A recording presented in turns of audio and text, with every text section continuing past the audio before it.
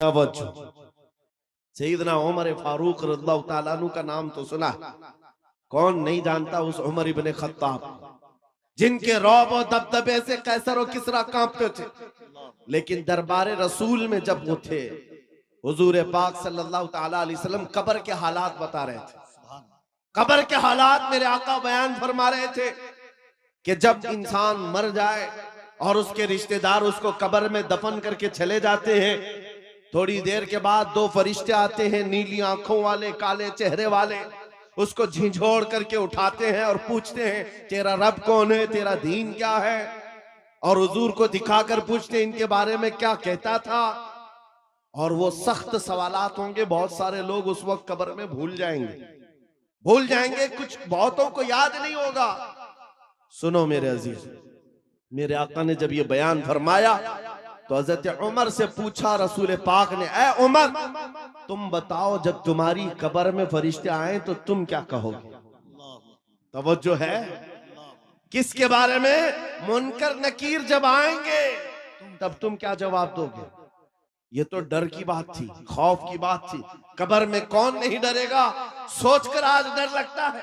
हजरत उमर ने पहले हुजूर से ये पूछा, या रसूल अल्लाह आप सिर्फ इतना बता दे, आज जो मैं आपसे मोहब्बत करता हूँ, क्या मेरी मौत के बाद भी ये मोहब्बत कायम रहेगी?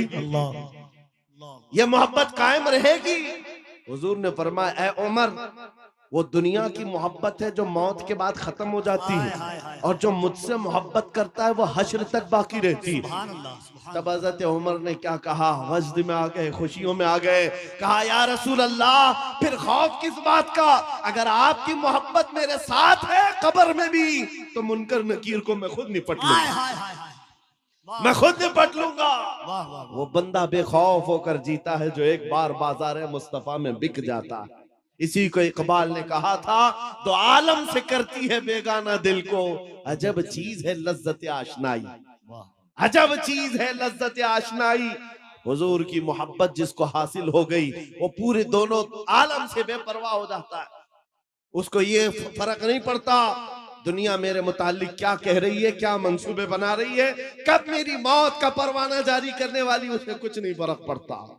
एक बार मेरे अजीजों ये मजा चख करके देखो, ये मजा चख करके देखो, हुजूर पाक की मोहब्बत में दिल के धड़कने की आवाजें सुन करके तो देखो, लज्जत क्या होती है, जिंदगी क्या होती है। ये जो आज हमारा नौजवान आवारा गर्दी में भटक भटक करके रूह को बेकरार कर चुका है, कितने ऐसे हैं, एक दो नहीं, हजारों की फहरिस्त हमारे पास आती है जो नौजवान रात की बेकरारी और दिन की बेकरारी में है। इनको सुकून और इत्मीनान गारत है, लोगों के मैसेजेस और उनके मामलात पढ़ पढ़ करके थक चुके हम। क्यों? इनको करार नहीं, सुकून नहीं।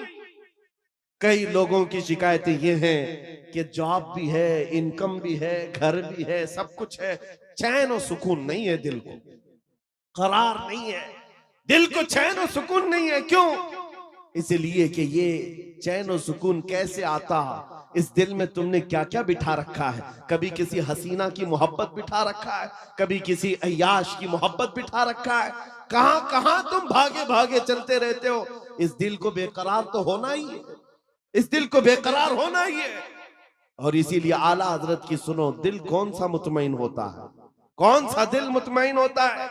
दिल है वो दिल जो तेरी याद से मामूर रहा, अल्लाह अल्लाह, दिल है वो दिल जो तेरी याद से मामूर रहा, और सर है वो सर जो तेरे नाम पे कुर्बान गए। और दिल में हुजूर की याद नहीं है। मेरे अजीजों, यहाँ पर एक परिंदा उड़ रहा है, सारे लोग उसको देख रहे हैं, आपके मजमे में इसको बंद कर दीजिए आप लोग, गुजारिश। हाँ, सरकार गौसे पाक का वो जलसा मुझे याद आ रहा है। गौसे पाक के जलसे में एक बार एक चील उड़ रही थी और लोग बार बार चील की तरफ देख रहे थे। एक बार गौसे पाक ने भी देख लिया, चील की मुंडी इधर और धड़ उधर, मर गई, खत्म हो गई। अब उसके बाद मजमे को गौसे पाक ने देखा, अब चील की तरफ देखते या गौसे पाक की तरफ देखते? वो जलाल भरी निगाह अगर फिर गौस पाक की पड़ती किसी पर, सबको डर था। बहरहाल मेरे अजीजों, हम महफिल रसूल में बैठे हुए हैं तो सिर्फ बात रसूल पाक की हो, सुभान अल्लाह, बेशक, और सुनने के लिए कान भी हुजूर के लिए हो और बेशक। देखने के लिए आंख भी हुजूर की हो। अल्लाह अल्लाह अल्लाह। हम जो मजमे में बैठते हैं ये मत समझो कि आप मुझे देख रहे हैं, इन उलमा को देख रहे हैं। इन आंखों को थोड़ी देर और इंतजार कराओ, मैं महफिल रसूल में बैठा हूं, मेरे आका अगर करम कर लिए आंखें बंद हो जाएं तो खुद अपना दीदार करा। अल्लाह, नारे तकबीर, और जरा मोहब्बत से नारे तकबीर, नारे रिसालत, अजमत इस्लाम कॉन्फ्रेंस। तुम्हारा चैन और सुकून कब आएगा, तुम्हारे दिलों का इत्मीनान कब आएगा? इस दिल को आवारा जितने दिन रखोगे उतने दिन बेकरार रहोगे, उतने दिन ठोकरें खाते रहोगे। कई नौजवान ऐसे हैं जो पता नहीं आज आवारा गर्दी में है और कोई पागल बना हुआ है। आज ही की बात है, अभी सिल्लीगुड़ी से यहाँ आने तक एक साहब के मैटर को देखता रहा, पागल हुआ जा रहा है, सुसाइड करना चाह रहा है। पूछा क्या हुआ, लैला हाथ छोड़कर भाग गई। बात इतनी सी है, बहुत मोहब्बत करता था। लैला ने कहा अब हमारा तुम्हारा रिश्ता नहीं हो सकता। बस इतनी सी बात पर अब ये खुदकुशी करने चल पड़ा, जहर खाने चल गया। हैरत होती है नौजवान, क्या तेरी जिंदगी सिर्फ एक दुनियावी लैला के लिए दी गई थी? कैसा बुज़दिल आदमी है तू, कैसा बुज़दिल है, एक लड़की के लिए जीना चाहता है। अरे उस खालिद बिन वलीद को पढ़ा होता, उस खालिद बिन वलीद को पढ़ा होता, कहते हैं मैं तो हर जंग में इसलिए जाता कि शहीद हो जाऊं, हर जंग में जाता था कि शहीद हो जाऊं, शहादत नहीं मिलती थी। और फिर कहते हैं मेरे पूरे जिस्म में एक बालिश्त जगह भी बाकी नहीं जहां तीर या तलवार ना लगी। 125 जंगों में शरीक हुए, एक ही जंग है जंगे मौता, जिसमें 9 तलवारें उनके हाथ से टूटी हैं। 9 बार तलवार टूटी, 9 तलवारें बदली, लेकिन पीछे आने को नहीं है। उस जवान को भी पढ़ लिया होता तो तुम्हारे जज्बे जवान होते। हैरत की बात यह है, आज ये जो पागल मजनू बना घूम रहा है बेखरारी में, ये खालिद बिन वलीद को कहां पड़ा होगा? ये हॉलीवुड और बॉलीवुड को देखा होगा और यहाँ के मुजरे करते हुए टिकटॉक पर नाचने वालों को देखा होगा। इसीलिए तेरे दिल की बेकरारी आज इतनी बढ़ गई है। जब तेरे दिल को करार आना हो तो सिर्फ एक ही जगह से आता है, उनके निसार कोई कैसे ही रंज में हो, उनके निसार कोई कैसे ही रंज में हो, जब याद आ गए हैं सब गम भुला दिए। सुभान अल्लाह, सुभान अल्लाह। उनकी महक ने दिल के गुंचे खिला दिए हैं, जिस राह चल दिए हैं कूचे बसा दिए हैं। सहाबा की वो मोहब्बत तो देखो। अजीजान गिरामी वक़ार, जो बाजार मुस्तफा में बिक जाता है उसका करार भी नबी पाक की जात से, और ये वो करार है जो दुनिया में भी मिलना है, खबर में भी मिलना है और हशर में भी मिलना। आला हजरत को देखो, कई जगह कई मर्तबा तुम्हारे साथ ऐसे हालात आएंगे, 2 चीजों से बार बार तुम्हें दुनिया खरीदती है, एक औरत, दूसरे दौलत। नौजवानों को खरीदने के लिए 2 चीजें बहुत ज्यादा, औरत और दौलत। तुम्हारे सामने हुस्न का शबाब लाकर रख दिया जाए और कभी दौलत के सिक्के। ऐ नौजवानों, इसीलिए मैं कहता हूं एक बार अपने आप को बाजार मुस्तफा में बेच, बिक जाओ बाजार नबी में, बेदाम ही बिक जाइए बाजार नबी में। इस शान के सौदे में खसारे नहीं होते, इस शान के सौदे में खसारे नहीं होते। मदीने का एक नौजवान है, एक नौजवान है। मुझे तो यहाँ आपके इस शिवरामपुर में बताया गया कि ये मजमा सुबह तक बैठने वाला है।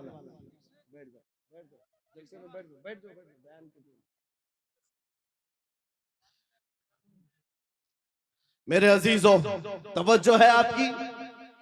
देखिए, जब बात हो रही होती है, हमें इस बात से हमेशा उलझन हुई है, पैसे ला कर देना या फिर कलाम में डिस्टर्ब करना, यह मुनासिब नहीं होता। महफिल के आदाब समझा कर, बल्कि बुजुर्गों ने फरमाया जब कोई शेख बात कर रहे हो और आप महफिल में आ रहे हो तो आपको सलाम करना भी मना है, कि आप बैठ जाओ उसी वक्त कि वहां पर मुज़ाकरा चल रहा है, खिताबत चल रही है, आपके सलाम का अगर जवाब नहीं देंगे तो क्या होगा?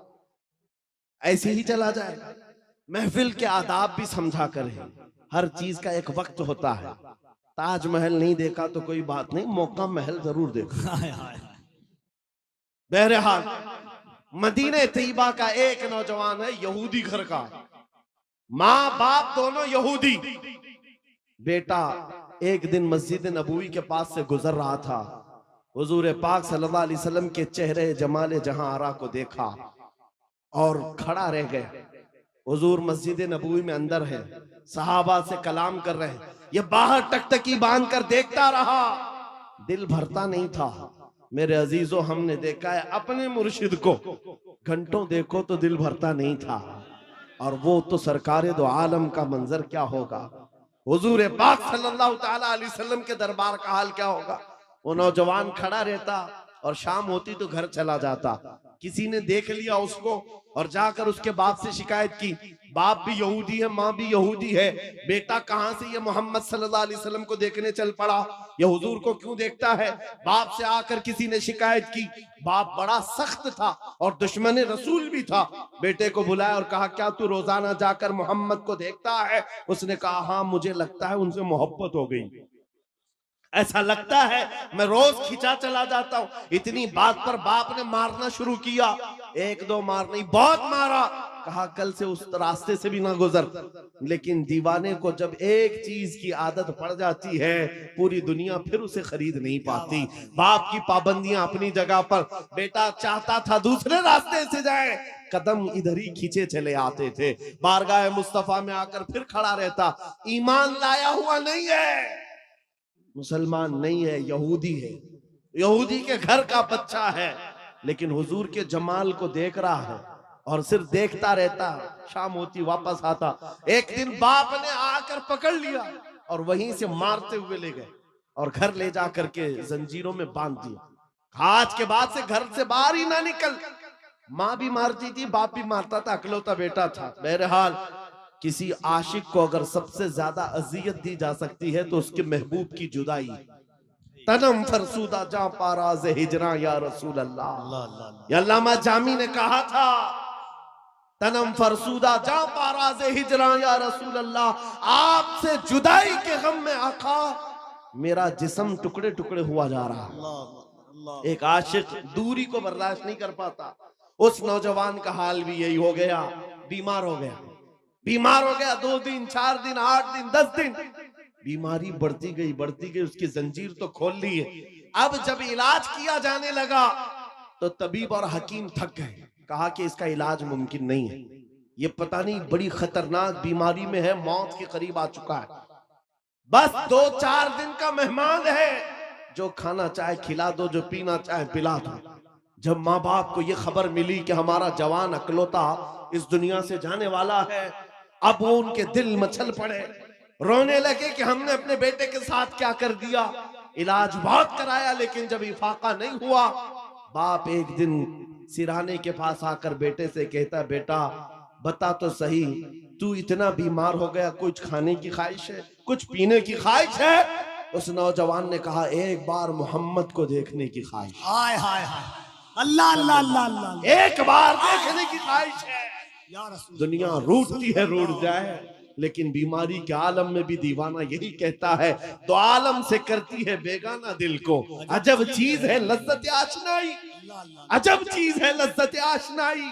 कहा, एक बार देखना चाहता हूँ, आमिना के लाल को देखना चाहता हूँ। माँ का कलेजा पसीज गया, बाप नरम हो गया। कहा, माँ ने कहा कि अब बेटे को आखिरी वक्त है, मरने वाला है, एक बार दिखाई दो।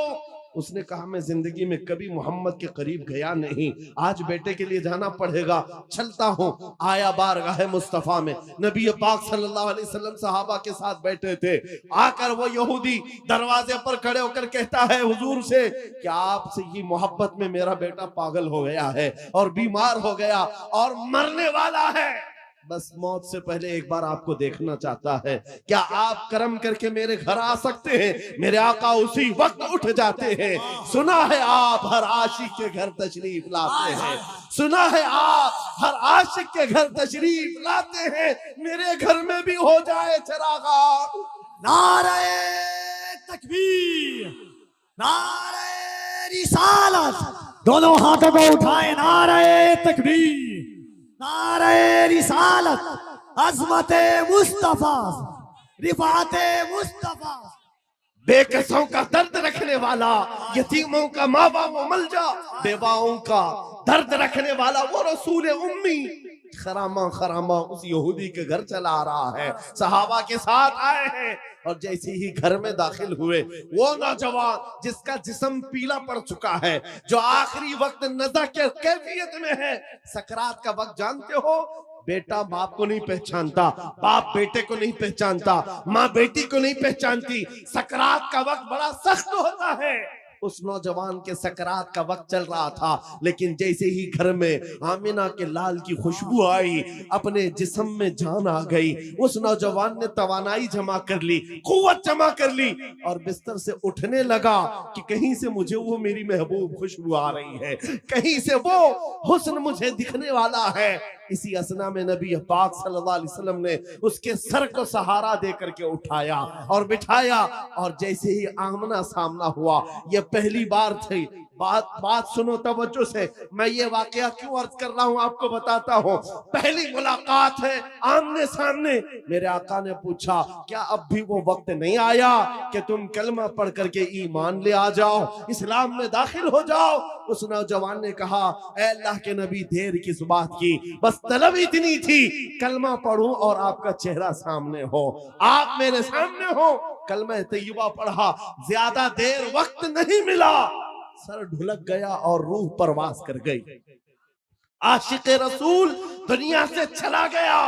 एक नौजवान जो चंद लम्हे ईमान लाया। अब तवज्जो, उलमा अच्छी तरह से जानते हैं, एक नमाज पढ़ने का वक्त भी नहीं मिला। हुजूर को देखा, ईमान लाया और इंतकाल हो गया। एक नमाज का वक्त भी नहीं आया जिंदगी में, एक रोजा रखने का वक्त भी नहीं आया, ज़कात भी नहीं दे सका, हज जाने का मामला ही नहीं आया। अरे कोई नेकी नहीं कर सका, इतना वक्त ही नहीं मिला, बस शॉर्ट पीरियड। एक बार ईमान लाया और इधर रूह परवास कर गई। लेकिन मकाम क्या है उस जवान का? मकाम क्या है? अल्लाह अल्लाह, वो सहाबियत के उस मकाम पर पहुंच गया जहां गौसे पाक फरमाते हैं, वक्त का गौस और कुतुब भी उनके घोड़े के टाप से उड़ने वाली धूल के बराबर भी नहीं हो सकता। नारे तकबीर, नारे रिसालत, अज़मत इश्क़े मुस्तफा, अज़मत इश्क़े मुस्तफा। कोई दुनिया की ताकत फिर उस मकाम को नहीं पहुंचा सकती जो एक बार बाजार मुस्तफा में बिकने वाले की कुव्वत होती है। एक बार बिक गया, कीमत कहाँ है, कीमत कहाँ है? इसीलिए क्या खूब कहा है, कुव्वत इश्क से हर पस्त को बाला कर दे। पस्त किसको कहते हैं? नीचे वाले हिस्से को, और बाला कहते हैं ऊपर वाले हिस्से को। सिर्फ एक ही ताकत है जो तुझे नीचे से बहुत ऊपर तक ले जाती है, जमीन से आसमान पर ले जाती है। वो कौन सी कुव्वत है? कुव्वत इश्क है। हुजूर के दरबार में फिदा होना कुव्वत इश्क से हर पस्त को बाला कर दे, दहर में नाम मोहम्मद से उजाला कर दे। सुभान अल्लाह। सीमांचल का वो इलाका या किशनगंज से मुत्तसिल ये आपका छोटा सा गांव, लेकिन ये मंजर जो देख रहा हूं, यहाँ न मिंबर पर जगह है न मैदान में जगह है। अजीज़ान गिरामी, लेकिन एक बात मैं हर जलसे में कहता हूँ, बिहार से के लोगों से खिताब करूं, बंगाल के लोगों से खिताब करूं, झारखंड के लोगों से खिताब करूं, या उत्तर प्रदेश, राजस्थान, गुजरात, एमपी, किसी भी इलाके के लोगों से खिताब करूं, मजमे का हाल चाल ऐसा ही होता है। सारा जिस जगह गया, लोग हमें देख रहे हैं, हम उन्हें देख रहे हैं, अजनबियत जरा भी नहीं। जबकि मैं जुनूब हिंद का रहने वाला, पहली मर्तबा तुम्हारे इलाके में आ रहा हूं, लेकिन चेहरे के हाव भाव देखकर लग रहा है सदियों पुरानी हमारी मुलाकात है। नारे तकबीर, दोनों हाथों को उठाकर यहां से वहां तक, नारे तकबीर, नारे रिसालत, लब्बैक या रसूल अल्लाह, लब्बैक लब्बैक लब्बैक या रसूल अल्लाह, लब्बैक लब्बैक। और एक बात सुनो, ये बात मैंने सिर्फ ऐसे ही नहीं कही है, हकीकत है मेरे अजीजों। आपकी ये मोहब्बत, आपका ये मुस्कुराना, या हमें आपका देखना जरा बराबर अजनबियत नहीं लगती। ऐसा नहीं लगता कि नए लोगों में बैठे हैं, बल्कि हमारी पुरानी मुलाकात लगती है। ये मोहब्बत और ये अजमत आपके दिलों में किसने डाला है? कौन है जो हमें इस जमीन से लाकर इस मिंबर तक पहुंचाया है? वही कुव्वत इश्क है। हुजूर की बात करो, हर दिल पे राज करो।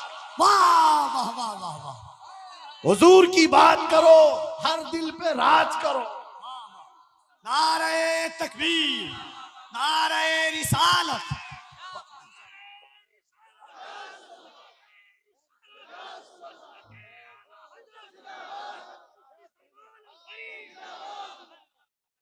और एक बात कफील साहब मैं आपको बताऊं, बहुत सारे लोग शिकायत करते हैं मौलाना बिरादरी में हसद बहुत होता है। ये बहुत सारी जगह शिकायत हुई है, कोई किसी की कबूलियत नहीं देखता या एक दूसरे की टांग पकड़ते हैं। वल्लाह मैं कह रहा हूं, वल्लाह कह रहा हूं, इतने जलसों में एक भी आलिम को हसद करते हुए मैं आसपास देखा ही नहीं। मेरे अपने जलसों में मैंने देखा ही नहीं। मेरे बाप की उम्र के उलमा को भी इज्जत से मिलते हुए देखा। मेरे बाप की उम्र के छोटे उलमा जो उम्र में कम है उनकी बात नहीं कर रहा हूं, मुझसे बड़े मेरे उस्ताद की उम्र के, मेरे बाप की उम्र के, सब इज्जत से मिल रहे हैं। ये देख करके फिर पता चलता है इन सब के दिलों में अजमत किसने डाली? कुव्वत इश्क से हर पस्त को वाला कर। अल्लाह अल्लाह अल्लाह। अजब चीज है लज्जत आशनाई। या रसूल अल्लाह, जब तक बिके न थे तो कोई पूछता न था, तुमने खरीद कर हमें अनमोल कर दिया। ये है हकीकत में बिक जाने की कीमत। लोग पूछते हैं हुजूर के दरबार में आप बुलाते हैं क्या मिलेगा? बेदाम ही बिक जाइए, बेदाम ही बिक जाइए, पूछना मत कि क्या मिलने वाला। बेदाम ही बिक जाइए बाजार नबी में। इस शान के सौदे में खसारे नहीं होते, हाँ आजमाइशें होती हैं। हाँ एक बात ये भी समझ करके चलो कि हुजूर पाक की वफादारी और उनकी गुलामी में आने के बाद ऐसा नहीं कि रोज हलवा पराठा मिलता रहेगा। रोज जो है मुरक्कन ग़िज़ाएं खाने की और आराम से जीने की जिंदगी आसाइशों के साथ मिलेगी, ये जरूरी नहीं। हुजूर के गुलामों को आजमाया भी जाएगा, और ऐसा आजमाया जाएगा आम लोगों को नहीं, हुजूर के गुलामों को। कभी तो उनको जेल की सलाखों के पीछे रखा जाएगा, कभी तो उनको फांसी के फंदे तक भी पहुंचाया जाएगा। जो जितना बड़ा आशिक है उतना ज्यादा वो मुसीबतों से गुजारा जाता है, लेकिन जो सच्चा आशिक होता है वो दायम कायम रह जाता है। अब आपको मैं बताता हूं, बहुत सारे लोगों को तकलीफें हैं, मुसीबतें हैं, करार नहीं है, सुकून नहीं है। क्यों? घर की शिकायतें लेकर के आते हैं, घर में ये हालात वो हालात, बरकत नहीं, माल नहीं, दौलत नहीं, बच्चे नाफरमान और बहुत सारे मामला, क्या क्या चीजें लेकर के बेकरारी की जिंदगियां हैं। लेकिन एक बात मैं आपको बताऊं, औरतें भी यहां पर बैठी हुई हैं। औरतों का मिजाज आप जानते हैं, इनको अगर गर्द से तड़पता हुआ कभी किसी ने देखा होगा, एक ही चीज पर ये सबसे ज्यादा तड़पती हैं, इनके बच्चे को अगर कुछ हो जाए। माँ के बेटे को गोद से निकालो, फिर देखो उसका तड़पना क्या होता है। उसका तड़पना, ममता मशहूर है पूरी दुनिया की, माँ की ममता बेकरार हो जाती है। माँ बच्चे के दर्द को बर्दाश्त नहीं करती, ये पूरी दुनिया जानती है कि नहीं है? पूरी दुनिया जानती है। लेकिन मदीने की एक माँ ऐसी भी है, मदीने की एक माँ ऐसी है। बारगाह मुस्तफा में जब रसूल पाक सल्लल्लाहु अलैहि वसल्लम जंग में जा रहे हैं, 1.5 साल का दूध पीता बच्चा लेकर के आ गई। आका आपके साथ सहाबा जंग में जा रहे हैं, मेरे बच्चे को भी लेकर के जाए। 1.5 साल का बच्चा जा सकता है जंग में? लेकिन वो खातून है, लेकर के आई। हुजूर ने पूछा क्यों ले आई? कहा मेरे शोहर शहीद हो चुके, मेरे घर में इसके अलावा कोई जवान बेटा नहीं, एक ही बच्चा है 1.5 साल का। इसलिए कि मैं जब देख रही हूं मदीने की माएं अपने जवानों को आपके साथ भेज रही हैं, तो मैंने सोचा कि मेरा बेटा घर में रह जाए, और आपके साथ ना जाए, ये इससे बड़ी मेरी कम नसीबी क्या है। आका मैं अपना बेटा लेकर के आई। सुनो, तवज्जो चाहता हूं। हुजूर ने पूछा इसका क्या करेंगे? अल्लाह अकबर। उस खातून का जवाब सुनकर के रोंगटे कांप जाते हैं, आज भी जिस्म थर्रा जाता है। खातून ने कहा आका पता है मेरा बच्चा तीर और तलवार नहीं चला सकता, जंग में लड़ तो नहीं सकता, लेकिन आका मेरे इस बच्चे को आप किसी सहाबी के हाथ में दे दें, जब दुश्मनों की तरफ से तीर चले मेरा बच्चा ढाल के काम तो आ सकता है। अल्लाह अकबर, अल्लाह अकबर। मेरा बच्चा ढाल के काम आ सकता है। हुजूर पर फिदा होने का जज्बा ये मदीने की औरतों में देखा है। अजब चीज है लज्जत आशनाई, अजब चीज है लज्जत आशनाई। हुजूर के फिदाइयों का कोई मुकाबला नहीं कर सकता दुनिया में। जो हुजूर पर लोगों ने फिदा किए हैं, अपने बच्चे, अपने माल, अपने जान, ये मंजर पूरी दुनिया में दोबारा ला भी नहीं सको। अजीजा ने गिरामे वखार, बात सिर्फ इतनी ही मैं करके रुखसत होना चाहता हूँ। तुम्हारी बेकरारी, तुम्हारी बेकली, बेचैनी खत्म हो सकती है। एक बार दिल को धड़कना सिखा दो, किसी लैला के नाम पर नहीं, किसी मजनू के नाम पर नहीं, दिल की धड़कन से आवाज आनी चाहिए। मैं सो जाऊं या मुस्तफा कहते कहते, खुले आंख सल्ले अला कहते कहते, जब बेकरारी ज्यादा बढ़ जाए तो फिर तुम्हारी जुबान बेइख्तियार पुकारने लगे, शाफी हो नाफी हो तुम, वाफी हो काफी हो तुम, दर्द को कर दो दवा, तुम पे करोड़ों दुरूद, तुम हो हफीजो मुगीस, क्या है वह दुश्मन खबीस, या रसूल अल्लाह तुम हो तो फिर खौफ क्या, तुम पे करोड़ों दुरूद। ये हुजूर पर जो फिदा होता है उसकी जिंदगी का मामला मैं बता रहा हूं। बेखौफ होकर जीता है, सहम कर डर करके नहीं जीता। आपके इलाके का सबसे बड़ा मसला यह है कि यहाँ के लोग भोले भाले हैं, ये मशहूर है। भोले भाले हैं, जज्बाती भी हैं, और जल्दी किसी के साथ भाग भी जाते हैं, निकल जाते हैं। कोई भी आता है इनको खरीद के ले जाता है। बरसों से तुम्हारे साथ ये तिजारत चली आ रही, अब होश संभालो। ऐ नौजवानों, 5G का जमाना है, सब कुछ जान रहे हो, लिहाजा अब एक ही बात मैं पूछना चाहता हूं। सब अपने सीने पर, आपको सबको पता है, अपने दिल पर हाथ रख करके मुझे बताएं कितने दिल हैं तुम्हारे पास? 4 हैं, 2 हैं, एक ही है? एक ही दिल है तुम्हारे पास, और वो भी देना है तो फिर क्या दुनियावी कुत्तों को दोगे? एक ही दिल है तुम्हारे पास, एक ही दिल है, और दूसरा मिलता भी नहीं है। जब यही एक दिल है तो फिर बारगाह मुस्तफा में क्यों ना देते? इसको धड़कने की आदत उनके नाम पर क्यों न डाल दें? इसलिए कि जब जुबान बंद होती है, नबी के आशिक के दिल की धड़कन भी नबी नबी पुकारा करती है। बेदाम ही बिक जाइए बाजारे नबी में, बेदाम ही बिक जाइए बाजारे नबी में। हजरत बिलाल हबशी जब हुजूर की गुलामी में आए, क्या मिला उनको? क्या मिला? मक्का की गुलाम, मक्का के सरदारों की गुलामी से नजात हासिल करके जब बारगाह मुस्तफा में आए, 6 साल के बाद दुनिया ने देखा मेरे आका ने उनको काबे की छत पर चढ़ा दिया, अजान देने के लिए काबे की छत पर चढ़ाया। ये तो एक मिसाल है मेरे अजीजों। हुजूर के नाम पर जो बिक जाता है, मौला करीम उसकी इज्जतों को औजे सुरैया पर पहुंचाता है, आसमानों की बुलंदी पर ले जाता है।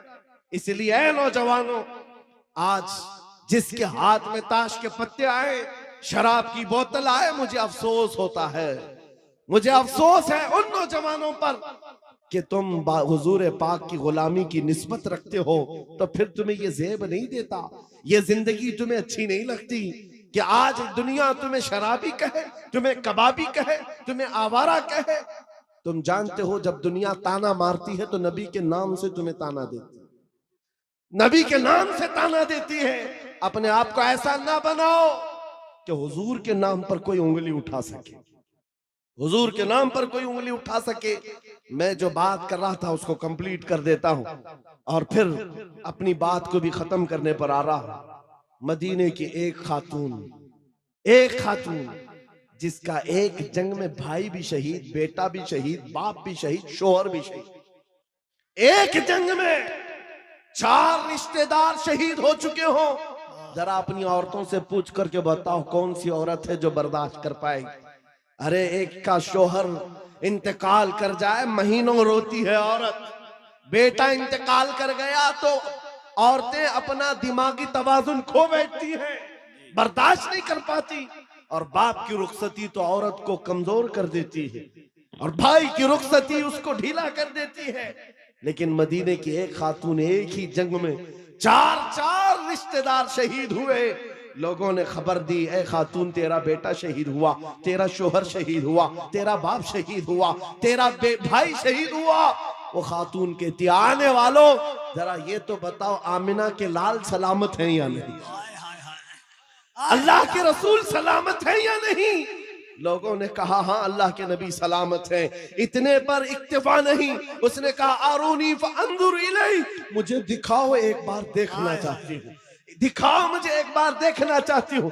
जिस खातून का बेटा जंग के मैदान में लाश है और जिसका भाई भी लाश बना हुआ हो, जिसका बाप भी, जिसका शोहर भी इंतकाल किया हो, उस वक्त औरत की ख्वाहिश सिर्फ ये है मुझे एक बार ताजदारे मदीना को देखना है, हुजूर को देखना है। जब लोगों ने कहा रसूल पाक सलामत है, वो अपना आंचल आगे करती है और कहती है मेरा चांद सलामत तो पूरी कायनात सलामत है। या रसूल अल्लाह कुल्लु मुसीबतिन बादका जुललुन, अल्लाह के रसूल अगर आप हैं तो फिर हर मुसीबत छोटी है। उन सहाबा का ये नारा था, उन सहाबा का नारा क्या था? हर सितम हर मुसीबत गवारा है, हर सितम हर मुसीबत गवारा है। या रसूल अल्लाह एक बार तुम कह दो कि तू हमारा। नारे तकबीर, नारे रिसालत, अज़मत इस्लाम कॉन्फ्रेंस, जामिया फैजान ताजुश शरिया। मेरे अजीजों, हमारी बात कंप्लीट हो गई। जहां पर भी मैं गुफ्तगू करता हूं मेरी बात सिर्फ एक ही होती है, एक ही बात है कि मोहम्मद से वफा तूने तो हम तेरे हैं। अरे जहां चीज है क्या, लौह कलम तेरे। लौह कलम किसको कहते हैं? ये छोटे कलम और तख्ती का नाम नहीं है। लौह कलम की बात की गई है, सब तेरे हिसाब से आ जाएगा। तुम कुर्सी की बात करते हो, इक्तिदार की बात करते हो, क़यादत की बात करते हो, दौलत की बात करते हो। और ये जहां चीज है क्या, ये जहां चीज है क्या, लौह कलम तेरे। फिर देखो कि ताकत और कुव्वत कहां से आती, और देखो फिर शुजाअत और हिम्मत आती कहां से।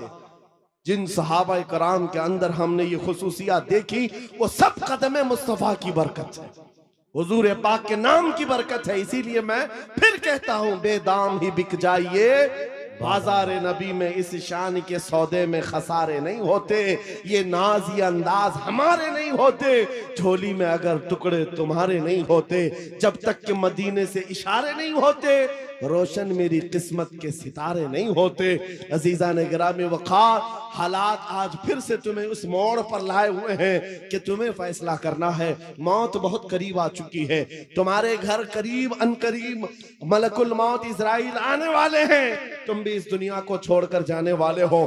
कब्र के बाद जो शुरू होने वाली जिंदगी है वो असल जिंदगी है, आखिरत की नॉन एंडिंग, कभी ना खत्म होने वाली जिंदगी एक बार फिर शुरू होने वाली है, जब तुम्हारी रूह निकल जाएगी, जिसके लिए तुमने अपने आप को बदल लिया है। आज इस दुनिया के चक्कर में अपनी दाढ़ियां मुंडवा लिया, अपने सरों से टोपियां गायब कर दी, अपने अय्याशी के मोड़ में आकर तुम तो कहां के कहां बन गए। दुनिया ने तुम्हें ना मर्द रखा ना औरत रखा, चूड़ियां पहना दी, बालियां पहना दी, जीन्स को फाड़ करके पहनने लग गए। ये नौजवानों की जिंदगियां मैं देख रहा हूं, तुम उनके पीछे भागते रहे।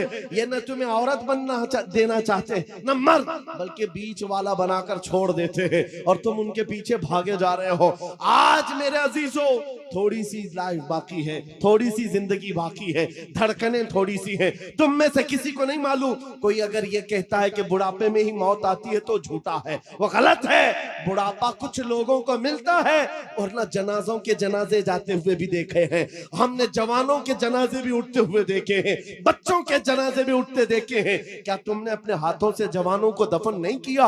आज यहाँ बैठा हुआ हर जवान कोई गारंटी नहीं देख सकता कि कल का सूरज वो देखने वाला है, कल की सुबह वो देखने वाला है। हम में से किसी को नहीं मालूम, न तुम्हें मालूम न मुझे मालूम। मैं भी नहीं कह सकता कि कल की सुबह मैं जिंदा रहूंगा। जब हमारी जिंदगी इस डगर पर है, हमारे पास मुख्तसर लम्हात है, मुख्तसर जिंदगी है। मलकुल मौत किसी भी वक्त घर पर दस्तक दे सकते हैं। हमारा जनाजा उठाया जाएगा, हमें नहलाकर कफनाकर उस कब्र में छोड़ दिया जाएगा जहां हमारी माँ हमारे साथ बैठने को तैयार नहीं, हमारा बाप हमारे साथ बैठने को तैयार नहीं। सब मनो मिट्टी तले हमें दबाकर रुखसत हो जाएंगे। अरे अजीज अजीज दोस्त, जिनके लिए हम पैसे बर्बाद करते थे, जिनके लिए हम पूरी रातें कुर्बान करते थे, वो दोस्त भी 1 घंटे से ज्यादा कब्र के पास खड़े होने को तैयार नहीं, कोई तैयार नहीं। उस वक्त जानते हो सारी दुनिया तुम्हारी कब्र पर मिट्टी डालकर तख्ते बंद करके चली जा चुकी होगी। घने अंधेरे के अंदर अगर कोई आता है, आमिना का लाल तशरीफ लाता है, ताजदार मदीना की जात आती है, वो हसीन चेहरा रोशनियां लेकर आता है। इसीलिए मैं कहता हूं नौजवानों, इनके उनके खुशामदी में जिंदगी गुजार लिया, ये कोई काम ना आ सके। काश तू एक बार मुस्तफा का बन जाता, वो कब्र में भी नहीं छोड़ेंगे और हशर में भी नहीं छोड़ेंगे। आला हजरत की सुनो, कहते हैं आज ले उनकी पनाह, आज मदद मांग उनसे, कल न मानेंगे कयामत में अगर मान गया। उन्हें जाना उन्हें माना, न रखा गैर से काम, लिल्लाहिल हम्द मैं दुनिया से मुसलमान गया। अब बताओ ऐ नौजवानों, इस मजमे में बैठा हुआ हर नौजवान ये अहद करेगा, जब हुजूर की इज्जत और उनके नामूस की बात आएगी, हुजूर के कदम के नाखून पर मैं अपनी गर्दन कुर्बान करने को तैयार। हर एक तैयार है इंशाअल्लाह। हुजूर के नाम पर, हुजूर के कदम पर, हुजूर के नाखून की इज्जत पर हम अपनी जान देने को तैयार हैं। तो ऐ अजीजों, फिर हम कुछ गुनाहों को छोड़ने के लिए क्यों नहीं तैयार? छोड़ सकते हैं इंशाअल्लाह। बुराइयां क्यों नहीं छोड़ सकते? आओ आज अहद करके उठो। जिंदगी ये नहीं किसी की किसी के लिए, जिंदगी है नबी की। याद है आपको, ये मेरे ताजु शरिया का मैसेज है। जिंदगी ये नहीं है किसी की किसी के लिए, जिंदगी है नबी की, नबी के, हाँ नबी के लिए। ये हमें जो दिया गया है ना, ये लाइफ पूरी किसके लिए दी गई है? अरे ना समझ मरते हैं जिंदगी के लिए। जीना मरना है सब कुछ, जीना मरना है सब कुछ, जीना मरना है सब कुछ। या रसूल अल्लाह, दहन में जुबान तुम्हारे लिए, बदन में है जान। हम आए यहाँ और उठे भी वहां। लब्बैक या रसूल अल्लाह, लब्बैक या रसूल अल्लाह, लब्बैक या रसूल अल्लाह। दोनों हाथों को उठाकर लब्बैक लब्बैक या रसूल अल्लाह, लब्बैक लब्बैक लब्बैक या रसूल अल्लाह, लब्बैक लब्बैक लब्बैक या रसूल अल्लाह, लब्बैक लब्बैक लब्बैक लब्बैक लब्बैक या रसूल अल्लाह, लब्बैक लब्बैक लब्बैक या रसूल अल्लाह, लब्बैक लब्बैक लब्बैक या रसूल अल्लाह। ताजदार खत्म नबूवत, ताजदार खत्म नबूवत, ताजदार खत्म नबूवत। हाजरीन, अदब के साथ जिनको नहीं, एक आदमी मिलाएगा सब मिलाने लगे। बाबू मदरसे में दे दो, हजरत को दो, हजरत को। आप लोग भी बैठ जाइए, हजरत लोगों से भी गुजारिश है, और मौशाकी साहब, अनवार रजा साहब, शमीम भाई और हजरत से गुजारिश है कि कम से कम जो अराकीन मुंतजमीन है, जाने के साथ भी वैसा मामलात करें, बदनज़मी न कीजिएगा, इसलिए इसका लिहाज रखें। और इंशाअल्लाह अभी आप मुजाहिद, गूंगा भी आशिक रसूल हो तो उसके चलने फिरने से अल्लाह ताला खुशबुएं फैला देता है। बात है, मेरे नबी के तज़किरे में अल्लाह ने वो जमाल, वो कमाल रखा है। आज दुनिया भी हमें देखने आती है तो उसी जमाल और उसी कमाल की निस्बत का असर है। बाकी कुछ नहीं। हम अपने घर के किस्से बयान करने लगे तो कौन सुनने वाला है। नबी की बात करते हैं इसलिए मजमा उमड़ करके आता है। इसीलिए हम हमेशा एक बात कहते हैं, उनकी बात करो हर दिल पे राज करो। उनकी बात करो हर दिल पे राज करो। और आला हजरत ये कहते हैं, बे उनके वास्ते खुदा कुछ अता करे, हाशा गलत गलत ये हवस बेबसर की है। अल्लाह ताला कभी उनके बगैर कुछ अता करे ऐसा होगा नहीं। और आला हजरत ने जिक्र खुदा किसको कहा है? जिक्रुल्लाह क्या है? अल्लाह अल्लाह अल्लाह, ये जिक्र है। जिक्र की महफिलें कायम होती हैं। आला हजरत कहते हैं कि जिक्र खुदा जो उनसे जुदा चाहो नजदियो, यानी हुजूर को छोड़ करके अगर तुम कहते हो कि जिक्र खुदा ये है, अल्लाह का जिक्र ये है, आला हजरत कहते हैं जिक्र खुदा जो उनसे जुदा चाहो नजदियो, वल्लाह जिक्र हक नहीं कुंजी सकर की है।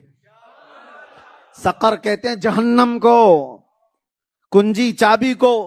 आला हजरत फरमाते हैं वल्लाह जिक्र हक है ही नहीं है, ये तो जहन्नम की चाबी है जो तू कर रहा है। जिक्र खुदा भी वही होगा जो जिक्र मुस्तफा के साथ होगा। वरना आज हम सफर मेराज पर अभी शुरू ही नहीं हुए। मैं चंद बातें आपको जहन करीब करने के लिए, इसलिए कि हम हथौड़ा उसी वक्त मारते हैं जब लोहा गर्म हो जाए। सुनिए, सफर मेराज को नमाजों में, नमाज में जो इनकार करता है वो इनकार करता ही रह जाएगा। नमाज पढ़ते हैं सारे लोग और नमाज में आते हैं और जैसे ही आप 2 रकात में बैठते हैं अत्तहियात पढ़ते हैं कि नहीं पढ़ते? पढ़ते हैं ना। कादा आपके लिए, कादा जरूरी है, बगैर कायदे के नमाज भी नहीं, और उसमें अत्तहियात वाजिब है। तो जब पढ़ते हैं आप तो क्या पढ़ते हैं? अत्तहियातु लिल्लाहि वस्सलवातु वत्तय्यिबात। ठीक है, ये पढ़ते हैं अत्तहियात। फिर अस्सलामु अलैका अय्युहन नबिय्यु व रहमतुल्लाहि व बरकातुहू। फिर क्या पढ़ते हैं? अस्सलामु अलैना व अला इबादिल्लाहिस सालिहीन। फिर पढ़ते हैं आप अशहदु अल्ला इलाहा इल्लल्लाहु वहदहु ला शरीक लह व अशहदु अन्ना सय्यदना मुहम्मदन अब्दुहु व रसूलुहु। ठीक है, हम अपनी तरफ से सय्यदना का इस्तेमाल करते हैं, व अशहदु अन्ना मुहम्मदन अब्दुहु रसूलुहु भी पढ़ा जा सकता है। बहरहाल 4 जुमले हैं पूरे ये अत्तहियात में। उसके बाद का जो है वो दुरूद है। ये 4 ही जुमले तो हैं। अत्तहियातु लिल्लाहि वस्सलवातु वत्तय्यिबात एक जुमला, अस्सलामु अलैका अय्युहन नबिय्यु व रहमतुल्लाहि व बरकातुहू दूसरा जुमला, वस्सलामु अलैना व अला इबादिल्लाहिस सालिहीन तीसरा जुमला। उसके बाद अशहदु अल्ला इलाहा इल्लल्लाहु वहदहु ला शरीक लह, ये जो कलमा है ये चौथा है। 4 जुमले हैं अत्तहियात में। असल में आपको पता होना चाहिए यही पूरा मेराज है, पूरा मेराज है। ये क्या है? ये अत्तहियात का बैकग्राउंड। क्यों पढ़ाया जाता है? क्यों पढ़ाया जाता है? ये कुरान की आयतें हैं? ये कुरान की आयतें नहीं, ये कुरान की आयतें नहीं है। दर हकीकत बात यह है कि अल्लाह के नबी सल्लल्लाहु अलैहि वसल्लम जब मेराज के सफर में पहुंचे, बहुत लंबा सफर है, मस्जिद हराम से मस्जिद अक्सा, नबियों की इमामत, फिर आसमानों का सफर, सिदरतुल मुंतहा देखा, अर्श व कुर्सी, लौह कलम, जन्नत व दोज़ख, फिर अल्लाह के कुर्ब में गए। जब रब के करीब गए तो हुजूर ने क्या कहा था? अरे मियां, हम आपके पास आए तो आप क्या खैर मकदम कहते हैं, वेलकम कहते हैं, मरहबा मरहबा, ये सब ग्रीटिंग के अल्फाज हैं कि नहीं? एक दूसरे को मुबारकबादी देने के अल्फाज हैं। तो जब रसूलुल्लाह गए थे मेरे रब के हुजूर, तो अल्लाह के नबी ने अल्लाह की तारीफ में यूं कहा था, अत्तहियातु लिल्लाहि वस्सलवातु वत्तय्यिबात, जिसका माना होता है तमाम पाकियां अल्लाह के लिए है, तमाम रहमतें अल्लाह के लिए है, तमाम बुलंदियां अल्लाह के लिए है। ये हम्द है अल्लाह की। क्या है ये?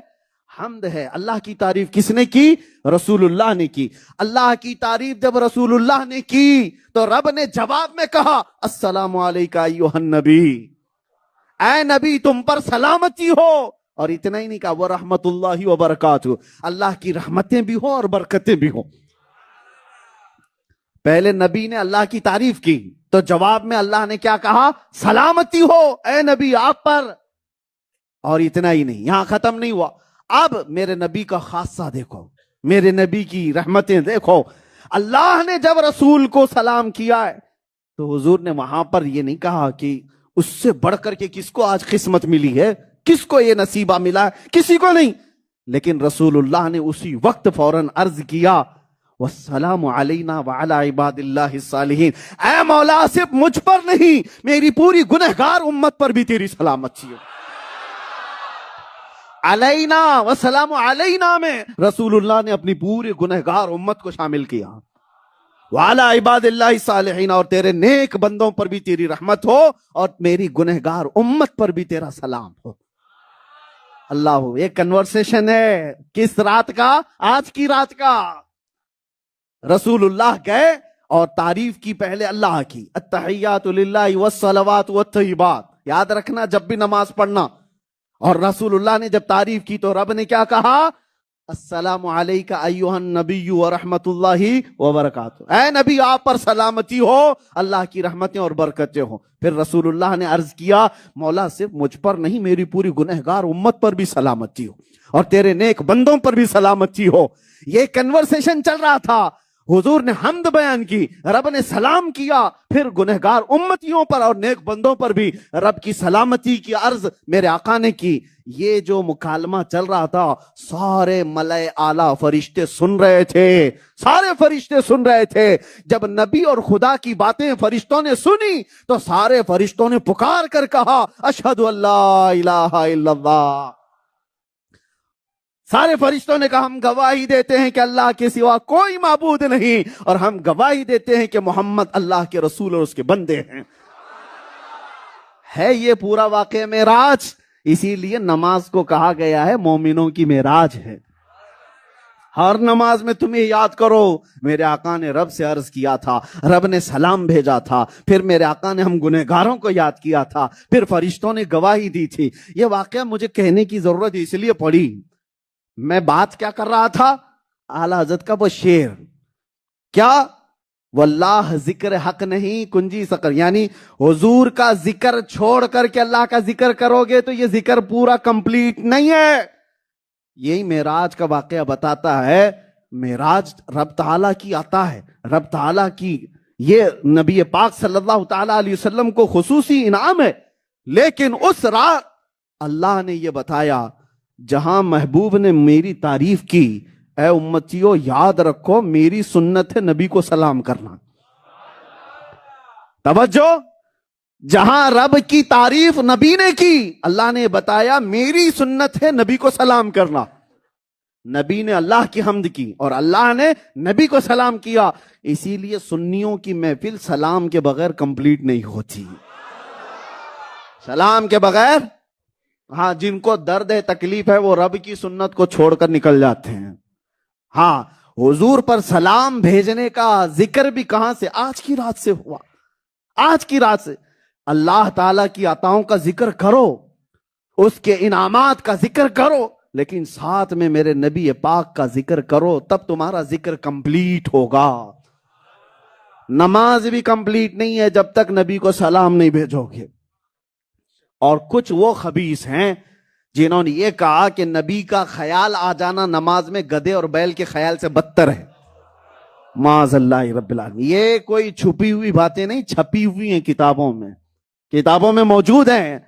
और लोग आज ये कहते हैं कि मौलाना लोग इख्तिलाफात क्यों करते हैं। तुम्हें क्या पता, हमारी ये पेट के इख्तिलाफात नहीं है, हमारी जायदाद के इख्तिलाफात नहीं है। नबी पाक सल्लल्लाहु ताला अलैहि वसल्लम की जात पर अगर कोई मुसलमान बन करके भी कीचड़ उछालता है तो हम उसकी दुम पर पांव रखेंगे और उसके खिलाफ हम बयान करते रहेंगे जिंदगी भर।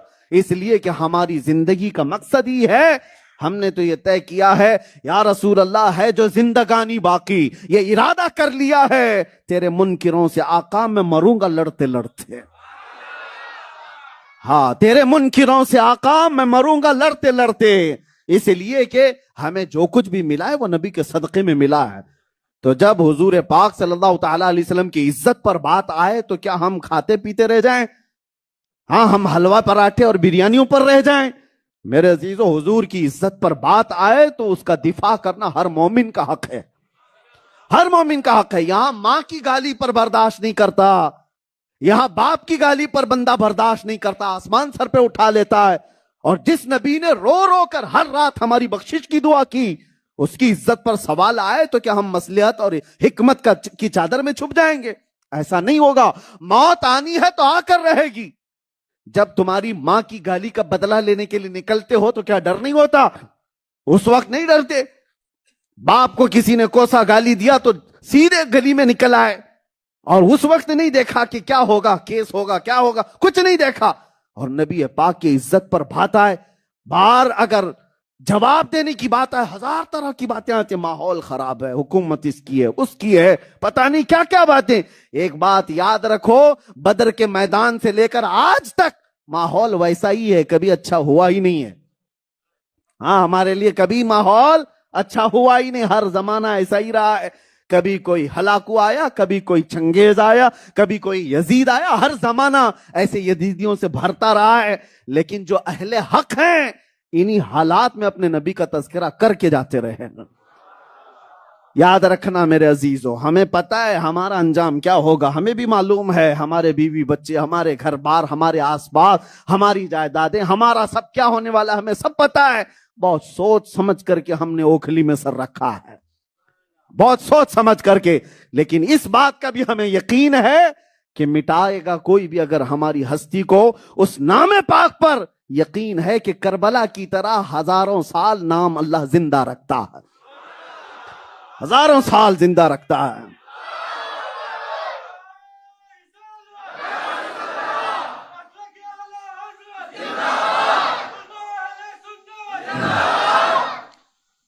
मेरे अजीजों, इसमें छू चिरा और बगलें झांकने की बात नहीं है।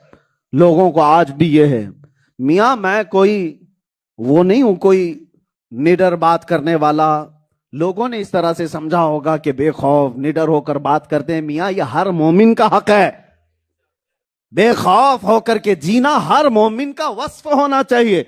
बुज़दिलों का यहां क्या मकाम, बुज़दिलों की क्या जगह है? नबी पाक सल्लल्लाहु ताला अलैहि वसल्लम का चाहने वाला, उसे सबसे पहला ये यकीन होगा कि इस रूए जमीन पर मैं सबसे सच्चे दीन पर कायम हूं। मुजरिम कौम से वाबस्ता नहीं हूं कि टोपी छुपाना पड़े, दाढ़ी छिलाना पड़े और सेक्युलर बन करके घूमना पड़े, कोई पहचान न ले। नहीं, रूए जमीन पर जी रहा है तो मेरे नबी की निस्बत पर फख्र के साथ जिए, फख्र के साथ जिए। उस नबी से बेहतर चेहरा किसी का कायनात में हो ही नहीं सकता। उस नबी के लिबास से बेहतर कोई लिबास नहीं है। हमारा ये यकीन है, दुनिया नंगा घूमने पर फख्र करती है, तुम नबी की सुन्नत पर क्यों शर्म हाया करोगे? आज दुनिया चूड़ियां, बालियां, चोटी रखने में शर्म नहीं करती, तुम्हें दाढ़ी में क्या शर्म है? नबी पाक सल्लल्लाहु अलैहि वसल्लम की सुन्नतों पे किस बात की शर्म है? इसीलिए मेरे अजीजों, सबसे पहली चीज मैंने जो शुरुआत की है, इस वाक़े मेराज को बयान करने से पहले ही मैंने कहा, मेराज का वाक़या सुनने और समझने के लिए सबसे पहले सुन्नी होना जरूरी है। हाँ, सुन्नी है तो अब आगे बयान करते हैं। नबी आखिरुज़्ज़मा सरवरे ला मकान सल्लल्लाहु ताला अलैहि वसल्लम उस अजीम नेमत से सरफराज किए गए थे। आज की रात क्यों बुलाया गया था? आज की रात कुछ खुसूसी है, आज की रात में कुछ स्पेशल है। ये 27वीं रात को बुलाया गया। अरे शबे कदर रमजान में आती, उस रात को हुजूर को तो सफर कराया जाता जिस रात कुरान नाजिल हुआ। आज की रात का क्या था? मुफस्सिरीन फरमाते हैं, बात ये थी कि नबी पाक सल्लल्लाहु अलैहि वसल्लम जब से तबलीग इस्लाम कर रहे थे, हर दिन कोई ना कोई ईमान ले आता था। हुजूर तबलीग करते, कोई ना कोई इस्लाम कबूल कर लेता।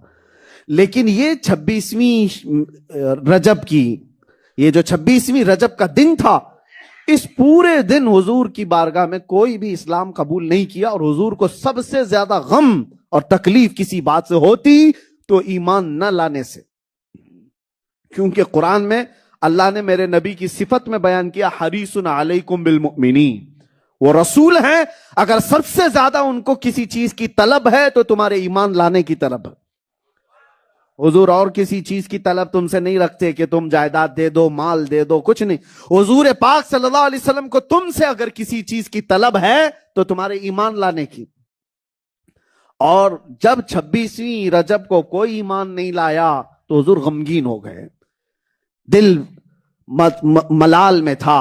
और नबी पाक सल्लल्लाहु ताला अलैहि वसल्लम लोगों से कट करके उम्मे हानी के घर गए, दरवाजा बंद करके आराम करने लगे। उम्मे हानी आपकी चचेरी बहन है, और कहा भी किसी को मिलने मत देना, आने मत देना, मैं आज आराम करूंगा, गम से दिल बोझल है। क्यों? कोई ईमान नहीं लाया। और दुनिया का दस्तूर यह है, हम जब हाई डिप्रेशन में चले जाएं, टेंशन में चले जाएं, तो क्या करते हैं? घूमने फिरने के लिए निकल जाएं, समंदर के किनारे, किसी बगीचे में, किसी हिल स्टेशन पर, कहीं ना कहीं जा करके अपने दिल को हल्का करके आए, तफरीह करने के लिए जाएं। दिल को हल्का करने के लिए इंसानों का यह मिजाज है, जब गमगीन होते हैं। और महबूबे खुदा जब गमगीन था, अल्लाह ताला का हबीब जब गमगीन था, तो महबूब की यह शान नहीं है कि वो किसी ऊंची जगह पर जाएं, समंदर के किनारे जाएं और दुनिया के बागीचे मेरे नबी के गम को क्या हल्का करते। रब ताला ने जिब्राइल को भेजा, कहा जिब्राइल जाओ, मेरा महबूब गमगीन है, दुनिया वाले दुनिया के बाग देखते हैं, मैं अपने महबूब को जन्नत के बागात दिखाता हूं। आज की रात बुलाओ, मेरे महबूब को जन्नत के बागात दिखाए जाएं, गम हल्का करने के लिए, और जन्नत के बागात दिखाए जाएं, अर्शो कुर्सी दिखाई जाए, सिदरतुल मुंतहा दिखाए जाएं, फरिश्तों के नजारे दिखाए जाएं, अंबिया की इमामत दिखाई जाए, और अर्शो कुर्सी लौह कलम दिखाए जाएं। इस पर भी नबी का गम हल्का ना हुआ, सारे हिजाबात हटा दिए जाएं, मैं खुद अपनी जियारत मुस्तफा को कराऊं। आज ये खुसूसियत थी, मेरे नबी के दिल को हल्का करना था, मेरे नबी के गम को तस्कीन में बदलना था। रब ताला ने आज की रात बुलाया, दुनिया अपने गमों को हल्का करने के लिए दुनिया के सैर सफरी करती है, मगर महबूब खुदा जब गमगीन हो तो रब ताला जन्नत की सैर कराता है। और एक बात बड़ी खास, मुफस्सिर शहीर हकीमुल उम्मत अल्लामा अहमद यार खान नईमी रहमतुल्लाह ताला अलैह लिखते हैं कि देखो क्या प्यारी बात है, क्या प्यारी बात है। ये जो वाक़या मेराज है ना, वाक़या मेराज कहां से शुरू हो रहा है? सुब्हानल्लज़ी अस्रा बिअब्दिही। ये आयत याद है कि नहीं है? इतनी तो मुसलमानों को याद होना चाहिए। 15वें पारे की शुरू की आयत है। शुरू कहां से होती है? सुब्हानल्लज़ी अस्रा बिअब्दिही। सुब्हान, सुब्हान, सुब्हान किसको कहते हैं? अल्लाह ताला की जात की जब पाकी बयान की जाए। आप कोई बड़ा काम देखते हैं तो क्या कहते हैं? अभी मैं बयान कर रहा हूं, थोड़ी देर में रुकूं तो आप क्या कहेंगे? ये सुभान अल्लाह का लफ्ज आपकी जुबान पर आया है कि नहीं? जब कोई अच्छी बात लगे तो क्या कहते हैं आप? फिर बोलो, क्या कहते हैं? ये मेरी तारीफ नहीं है, तारीफ अल्लाह की है। क्यों? अल्लाह ने इतनी बड़ी चीज इसको अता की है, सुभान अल्लाह।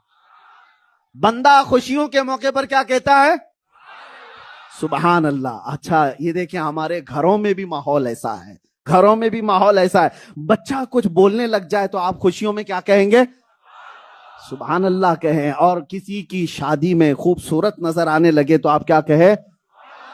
सुभान अल्लाह, क्या अच्छे लग रहे हैं। दूल्हा क्या लगता है? सुभान। किसी को खूबसूरत देखा तो आपने क्या कहा? माशाअल्लाह भी कहते, सुभान अल्लाह। अल्लाह की तारीफ है, अल्लाह की तारीफ है। अल्लाह बुलंदो वाला है जो इस शान के साथ इसको अता किया। बात ठीक है? बंदे किसी ताज्जुब की बात को देखते हैं तो क्या कहते हैं? दिमाग में रखो ये बात, जब भी कोई बड़ी बात देखें तो बंदे क्या कहते हैं? ज़हन में है ये बात? अब सुनो, मेराज की रात है।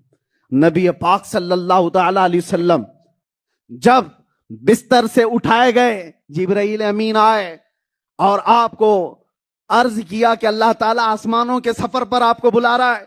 रसूलुल्लाह सल्लल्लाहु तआला अलैहि वसल्लम मस्जिद हरम में थे। आपका सीना चाक किया गया ऊपर से लेकर नाफ तक, और फिर दिल मुबारक को जन्नत के पानियों से धोया गया, फिर रखा गया। फिर उसके बाद जिब्राइल अमीन ने कहा कि अब यहां से आगे का सफर है, तजल्लियात भर दी गई हैं, जो नूर की तजल्लियात आपको आगे के सफर के लिए ताकतवर बनाएंगी। अब शुरू हो रहा है। लेकिन एक बात आप भी कहते हैं, आज भी मेराज के सफर का दूल्हा कौन है? हमारे नबी पाक की जात, मुस्तफा की जात मेराज के सफर की क्या है? वो दूल्हा है। मानते हैं कि नहीं मानते?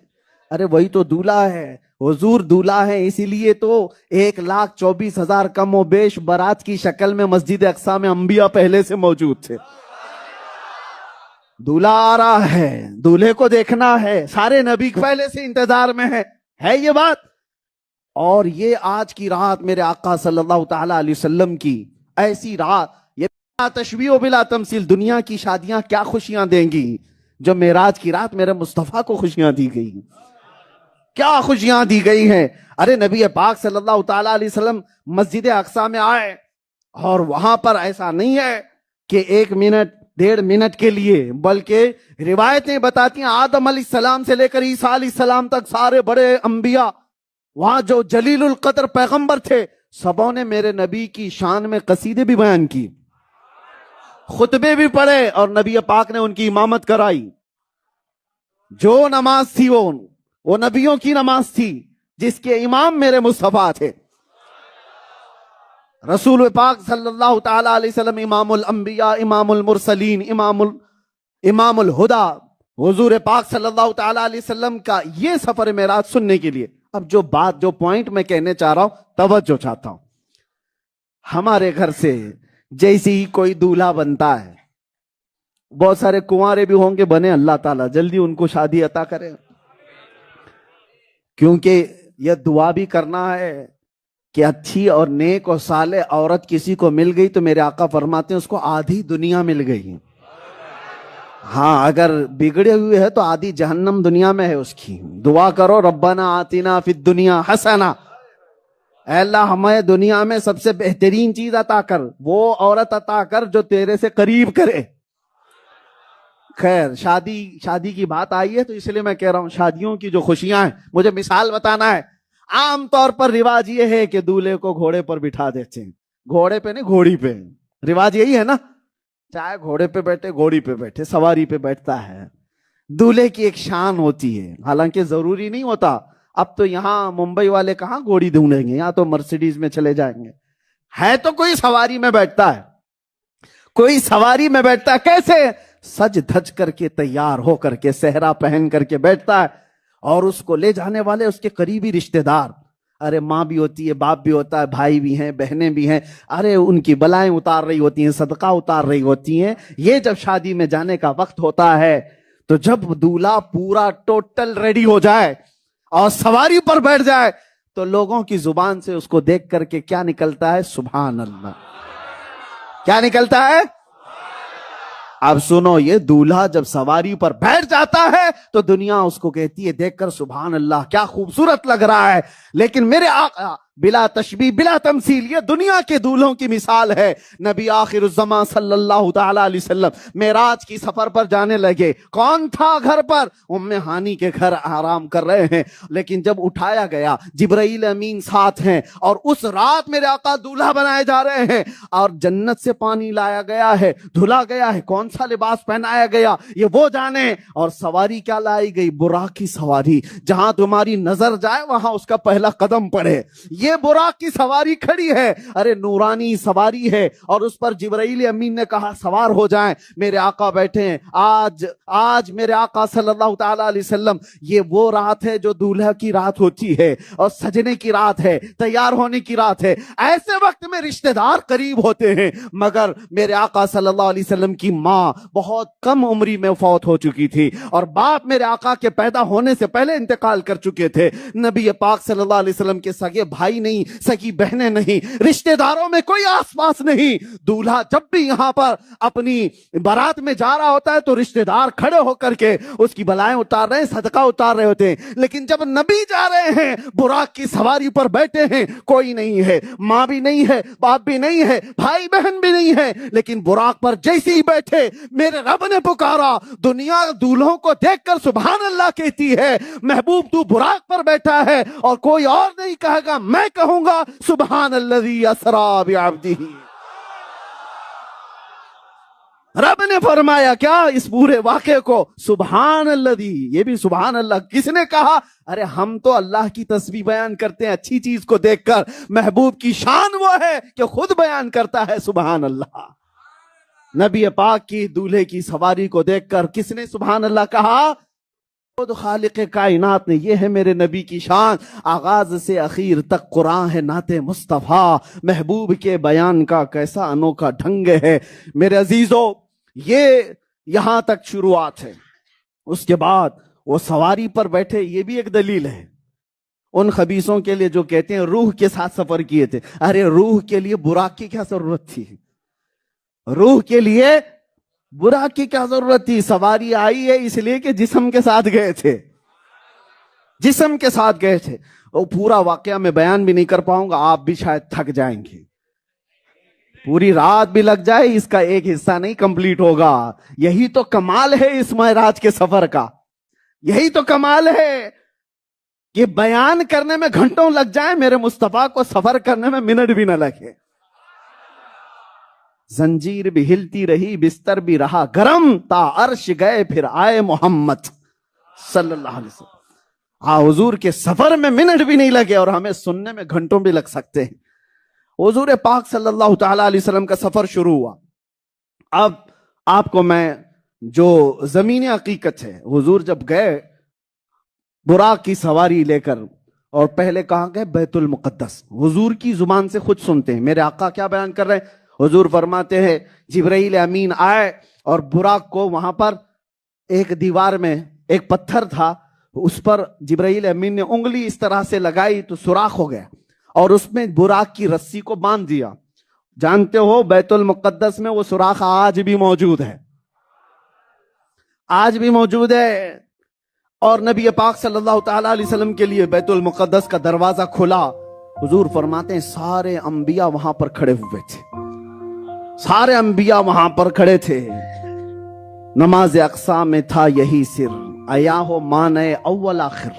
आला हजरत कहते हैं नमाज अक्सा में यही था सिर कि आया हो, यानी जाहिर हो जाए, माने अव्वल और आखिर। हुजूर अव्वल भी हैं और आखिर भी हैं, हुजूर अव्वल भी हैं आखिर भी है, इसका माना जाहिर हो जाए। इसलिए बैतुल मुकद्दस में लाया गया कि सफ बस्ता खड़े थे सारे वहां पर, जो सफ के दस्त बस्ता पीछे खड़े थे, जो सल्तनत आगे कर गए थे, यानी सारे नबी जो सल्तनत करके गए थे वो सब दस्त बस्ता वहां खड़े थे।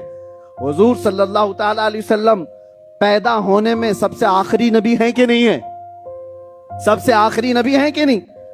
तो हुजूर खातमुन नबीयीन आखिरी नबी हैं। ये आखिर का माना हो गया, हुजूर के आखिर होने में ये समझ में आ गया कि आप आखिरी पैदा हुए हैं।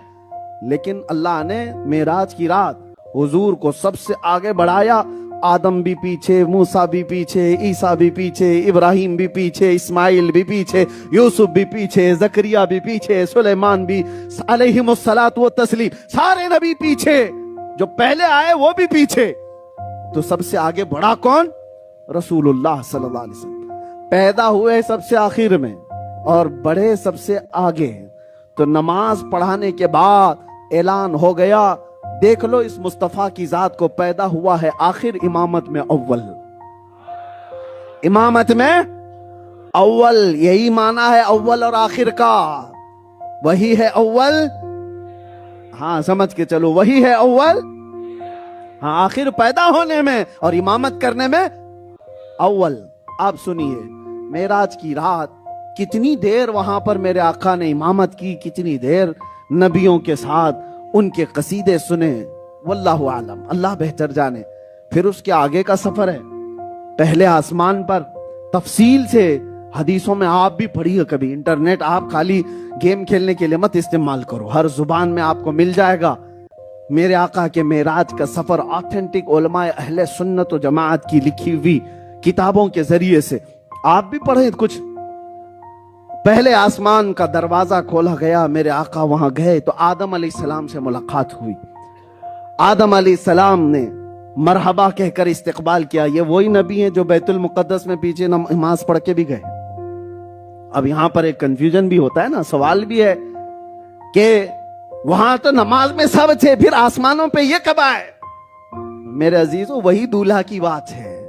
बाराती सारे हॉल में तो होते हैं, लेकिन दूल्हा के रिटर्न होने से पहले घर में पहले आ भी जाते हैं। दूल्हा आएगा अपनी शान के मुताबिक, लेकिन इस्तकबाल करने के लिए कुछ तो पहले आते हैं कि आने वाले दूल्हे का घर पे भी तो इस्तकबाल हो। तो ये नबी आदम अलैहिस्सलाम पहले आसमान पर, दूसरे आसमान पर ईसा अलैहिस्सलाम और यहया अलैहिस्सलाम मौजूद हैं, उनसे भी मुलाकात। तीसरे आसमान पर मेरे आका सल्लल्लाहु ताला अलैहि वसल्लम यूसुफ अलैहिस्सलाम से मुलाकात। चौथे आसमान पर अल्लाह के नबी सल्लल्लाहु ताला अलैहि वसल्लम ने इदरीस अलैहिस्सलाम से मुलाकात की। पांचवें आसमान पर अल्लाह के नबी सल्लल्लाहु ताला अलैहि वसल्लम ने और नबियों से, छठे पर हजरत मूसा अलैहिस्सलाम से, पांचवें पर हारून अलैहिस्सलाम से, छठे पर मूसा अलैहिस्सलाम, सातवें पर इब्राहिम अलैहिस्सलाम से मुलाकात की। यह सुनने में आसान लग रहा है, एक आसमान से दूसरे आसमान के बीच का सफर 500 साल का है। 500 साल का। आपको सुनने में आसान लग रहा है, मेरे नबी ने सफर कर लिया। और सातवें आसमान के बाद जब इब्राहिम अलैहिस्सलाम से भी मुलाकात हुई तो जिब्राइल अमीन साथ साथ जा रहे हैं लेकर, और उस रात सुना कि मलाए आला फरिश्तों ने कंदीलें रोशन करती कि नबी पाक आ रहे हैं, महबूबे खुदा आ रहे हैं, जन्नत से मशालें रोशन कर दी जाएं, मशालें रोशन कर दी जाएं। एक बुजुर्ग बयान करते हैं कि अल्लाह ताला ने फरिश्तों से कहा, ये कंदीलें, ये मशालें क्यों रोशन कर रहे हो? रात के वक्त मुस्तफा आ रहे हैं, रख दो। इसलिए कि मैंने अपने नबी के चेहरे पर 70,000 हिजाबात रखे हैं, और वो हिजाबात में से एक भी हट जाए तो जमीन और आसमान के बीच रोशन हो जाए। इतना नूर मुस्तफा के चेहरे पर अल्लाह ने रखा है कि रात की अंधेरियों में मशालों की जरूरत नहीं है, वो जिस तरफ जाए रोशनी उधर चली जाए। अरे मेरे आका मुस्कुरा भी देते तो हजरत आयशा सिद्दीका कहती हैं, मेरी सुई गिर गई थी, हुजूर के दांतों की चमक से मैंने सुई पा ली थी। अरे सुई देखने के लिए हाई पावर का लाइट चाहिए, छोटे मोटे डिम लाइट पे देख भी नहीं सकते। और मैं हजरत आयशा ये नहीं कह रही है हुजूर के चेहरे से मैंने देख लिया, बल्कि ये कहती हुजूर के दांत से जो रोशनी आ रही थी उससे मुझे अपनी खोई भी सुई मिल गई थी। अरे दांतों का यह हाल है तो चेहरे पाक का हाल क्या है? यही तो बात है कि हजरत जाबिर बिन समुरा, आज की रात हम तलब यही करते हैं, मैं झूम कर बयान भी इसीलिए करता हूं कि वो खुश हो जाएं और अता करने पर आए। तो मेरे अजीजों, ये कोई बड़ी बात नहीं है कि जब वो अता करने पर आए तो फिर ये कह दें कि हजाबात हटा दो, मोहम्मद की जियारत तू भी कर ले। बस हम इसी तलब में झूम कर बयान भी करते हैं, मेरे आका की इनायत हो जाए। और हम दुआ भी ये करके जाते, मेरे आका आओ कि मुद्दत हुई है, तेरी राह में आँखियां बिछाते बिछाते बड़े दिन हो गए हैं, तेरी हसरतों में, तेरी यादों में बड़े दिन हो गए, घर को सजाते सजाते। सुना है आप हर आशी के घर तशरीफ लाते हैं, मेरे घर में भी हो जाए चिरागा। वो आएंगे, आते होंगे, अभी आएंगे, यही सोच के हमने महफिल को सजा रखा है। हवा का मौसम बता रहा है, वो जुल्फ अपनी लहरा रहे हैं, सवारी तैबा से चल पड़ी है, हुजूर तशरीफ ला रहे हैं। ये सुन्नियों के लिए है, ये सिर्फ सुन्नियों के लिए ये अकीदा रख करके बैठते हैं। मैं बात ये कह रहा था, चेहरे मुस्तफा में वो नूर था कि जाबिर बिन समुरा कहते हैं, एक रात ऐसी आई थी मदीने में 14वीं का चांद तुलू था। 14वीं का चांद देखते हो, पूरे आवत आपके साथ। और हजरत जाबिर कहते मैं घर से निकला, रात का वक्त था, 14वीं का चांद तुलू था, मस्जिद नबवी के करीब गया तो हुजूर अपने हुजरे से लाल जुब्बा पहनकर बाहर निकले थे। सुर्ख धारीदार जुब्बा था और उसपे चमकता हुआ मेरे आका का चेहरा। हजरत जाबिर कहते मैं कभी चांद को देखता और कभी चेहरे मुस्तफा को देखता, कभी चांद को देखता, कभी चेहरे मुस्तफा को देखता, कभी इधर कभी उधर। मुझे ये सोचना था ये ज्यादा खूबसूरत है कि ये ज्यादा खूबसूरत है। चेहरे पाक को देखता और कभी 14वीं के चांद को देखता। बिल आखिर जाबिर बिन समुरा रदियल्लाहु अन्हु सहाबी रसूल हैं, फैसला करके बता दिया चांद को देख करके, जिसकी तर्जुमानी एक शायर यूं करता है। जाबिर बिन समुरा की जुबान ये थी, अरे चांद से तशबीह देना ये भी क्या इंसाफ है, चांद से तशबीह देना ये भी क्या इंसाफ है, चांद में तो दाग है, हुजूर का चेहरा साफ है। चांद में तो दाग है, हुजूर का चेहरा, हाँ चांद में आज भी दाग है, मेरे आका के चेहरे पर कोई दाग नहीं था। वो चेहरे जहां आरा को देखने के लिए मलाए आला खड़े थे, फरिश्ते सफ बस्ता थे और अल्लाह ने उनको इजाजत दी थी। और हदीस में ये मिलता है, सिदरतुल मुंतहा एक झाड़, एक दरख्त है, वो इतना बड़ा कि तुम्हारे वहमो गुमान में भी नहीं आए। और फरिश्ते उस रात इतने आए थे, ये पूरी कायनात जो है ना, ये पूरे जितनी दुनिया आप देख रहे हैं, सिदरतुल मुंतहा के एक पत्ते के बराबर भी नहीं होगी। उस दरख्त के एक पत्ते के बराबर भी ये पूरी दुनिया नहीं है। हाँ वो दरख्त कितना होगा, कैसा होगा, उसका अंदाजा क्या है? लेकिन फरिश्ते इस रात इतने आए थे मेरे नबी को देखने के लिए कि सिदरतुल मुंतहा की झाड़ियां पूरी उनके नूर से छुप गई थी। अब फरिश्ते कितने होंगे, फरिश्ते कितने होंगे। और एक बात मैं बताऊं, वो नूरी मखलूक है, नूरी मखलूक है। कौन? फरिश्ते पूरे। और देख रहे हैं किसको? मोहम्मद अरबी को सल्लल्लाहु ताला अलैहि वसल्लम। एक बात आपको मैं बताऊं, यहां पर हम बैठे हैं, ये लाइट जो है ना, ये भी गर्मी पैदा करती है। एसी सब चालू है, लेकिन लाइट अगर तेज हो ना तो उसकी भी गर्मी आती है, क्योंकि लाइट की गर्मी अपनी जगह, और लाइट को जितना करीब करोगे तो और गर्म हो जाओगे, बर्दाश्त की ताकत खत्म हो जाए। लेकिन अगर यही लाइट जो 50 वाट का, 100 वाट का गर्मी पैदा करता है, तुम्हारे सामने 1000 वाट का रख दें तो पता नहीं क्या हो जाए, बर्दाश्त से बाहर हो जाओगे। हाई पावर की लाइट तुम आसपास नहीं बर्दाश्त कर सकते। ये दुनिया की जो रोशनी, ये लाइट है, इसकी जो ताकत है, वो फरिश्ते की ताकत का एक नाखून बराबर भी नहीं। एक फरिश्ते की बात कर रहा हूं, एक फरिश्ता जो नूरी मखलूक है, उसके अंदर जो लाइट का पावर है, वो दुनिया की ये लाइट पावर से कोई तशबीह नहीं दे सकते। और एक फरिश्ता नहीं, लाखों नहीं, करोड़ों नहीं, अरबों से भी बढ़कर सिदरतुल मुंतहा को घेर चुके इतने फरिश्ते जब एक जगह जमा हुए हों, और उनकी नूरानी मखलूक पूरी जमा होने का जो पावर होगा, वो सामने क्या पैदा कर रहा होगा। सामने कोई आम आदमी खड़ा हो सकता है, और रसूल पाक सल्लल्लाहु ताला अलैहि वसल्लम वो तमाम फरिश्तों के सामने अपनी शान के साथ खड़े हैं।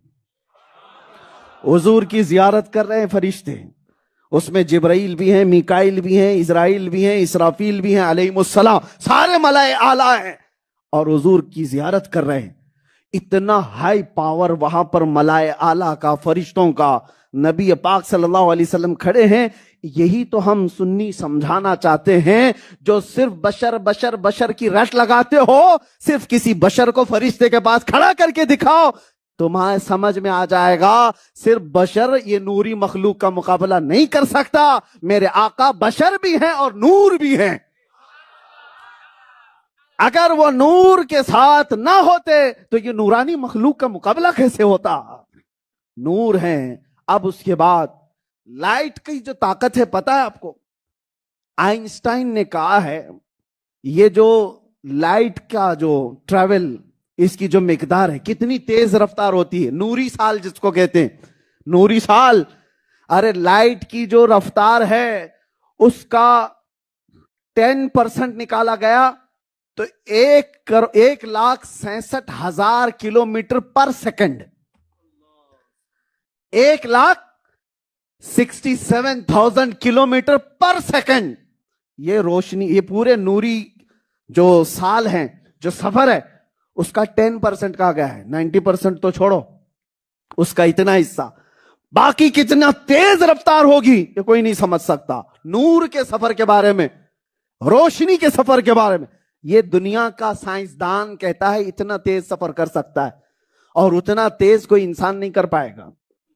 ये जो दुनियावी साइंस का इल्म रखते हैं उन लोगों का कहना है। अब मैं आपको बताऊं, ये मेराज के सफर में, अरे मियां एक चीज होती तो समझ में आती, जिब्राइल आने वाले जो बुलाने के लिए, वो नूर है। जो सफर के लिए सवारी लाई गई बुराक, वो नूर है। और मेरे आका जो सवार होने वाले, वो नूर है। नूर आया है, नूर लेकर आया है, को ले जाने के लिए आया है। और जिसके पास ले जाया जा रहा है, अल्लाहु नूरुस समावाति वल अर्द।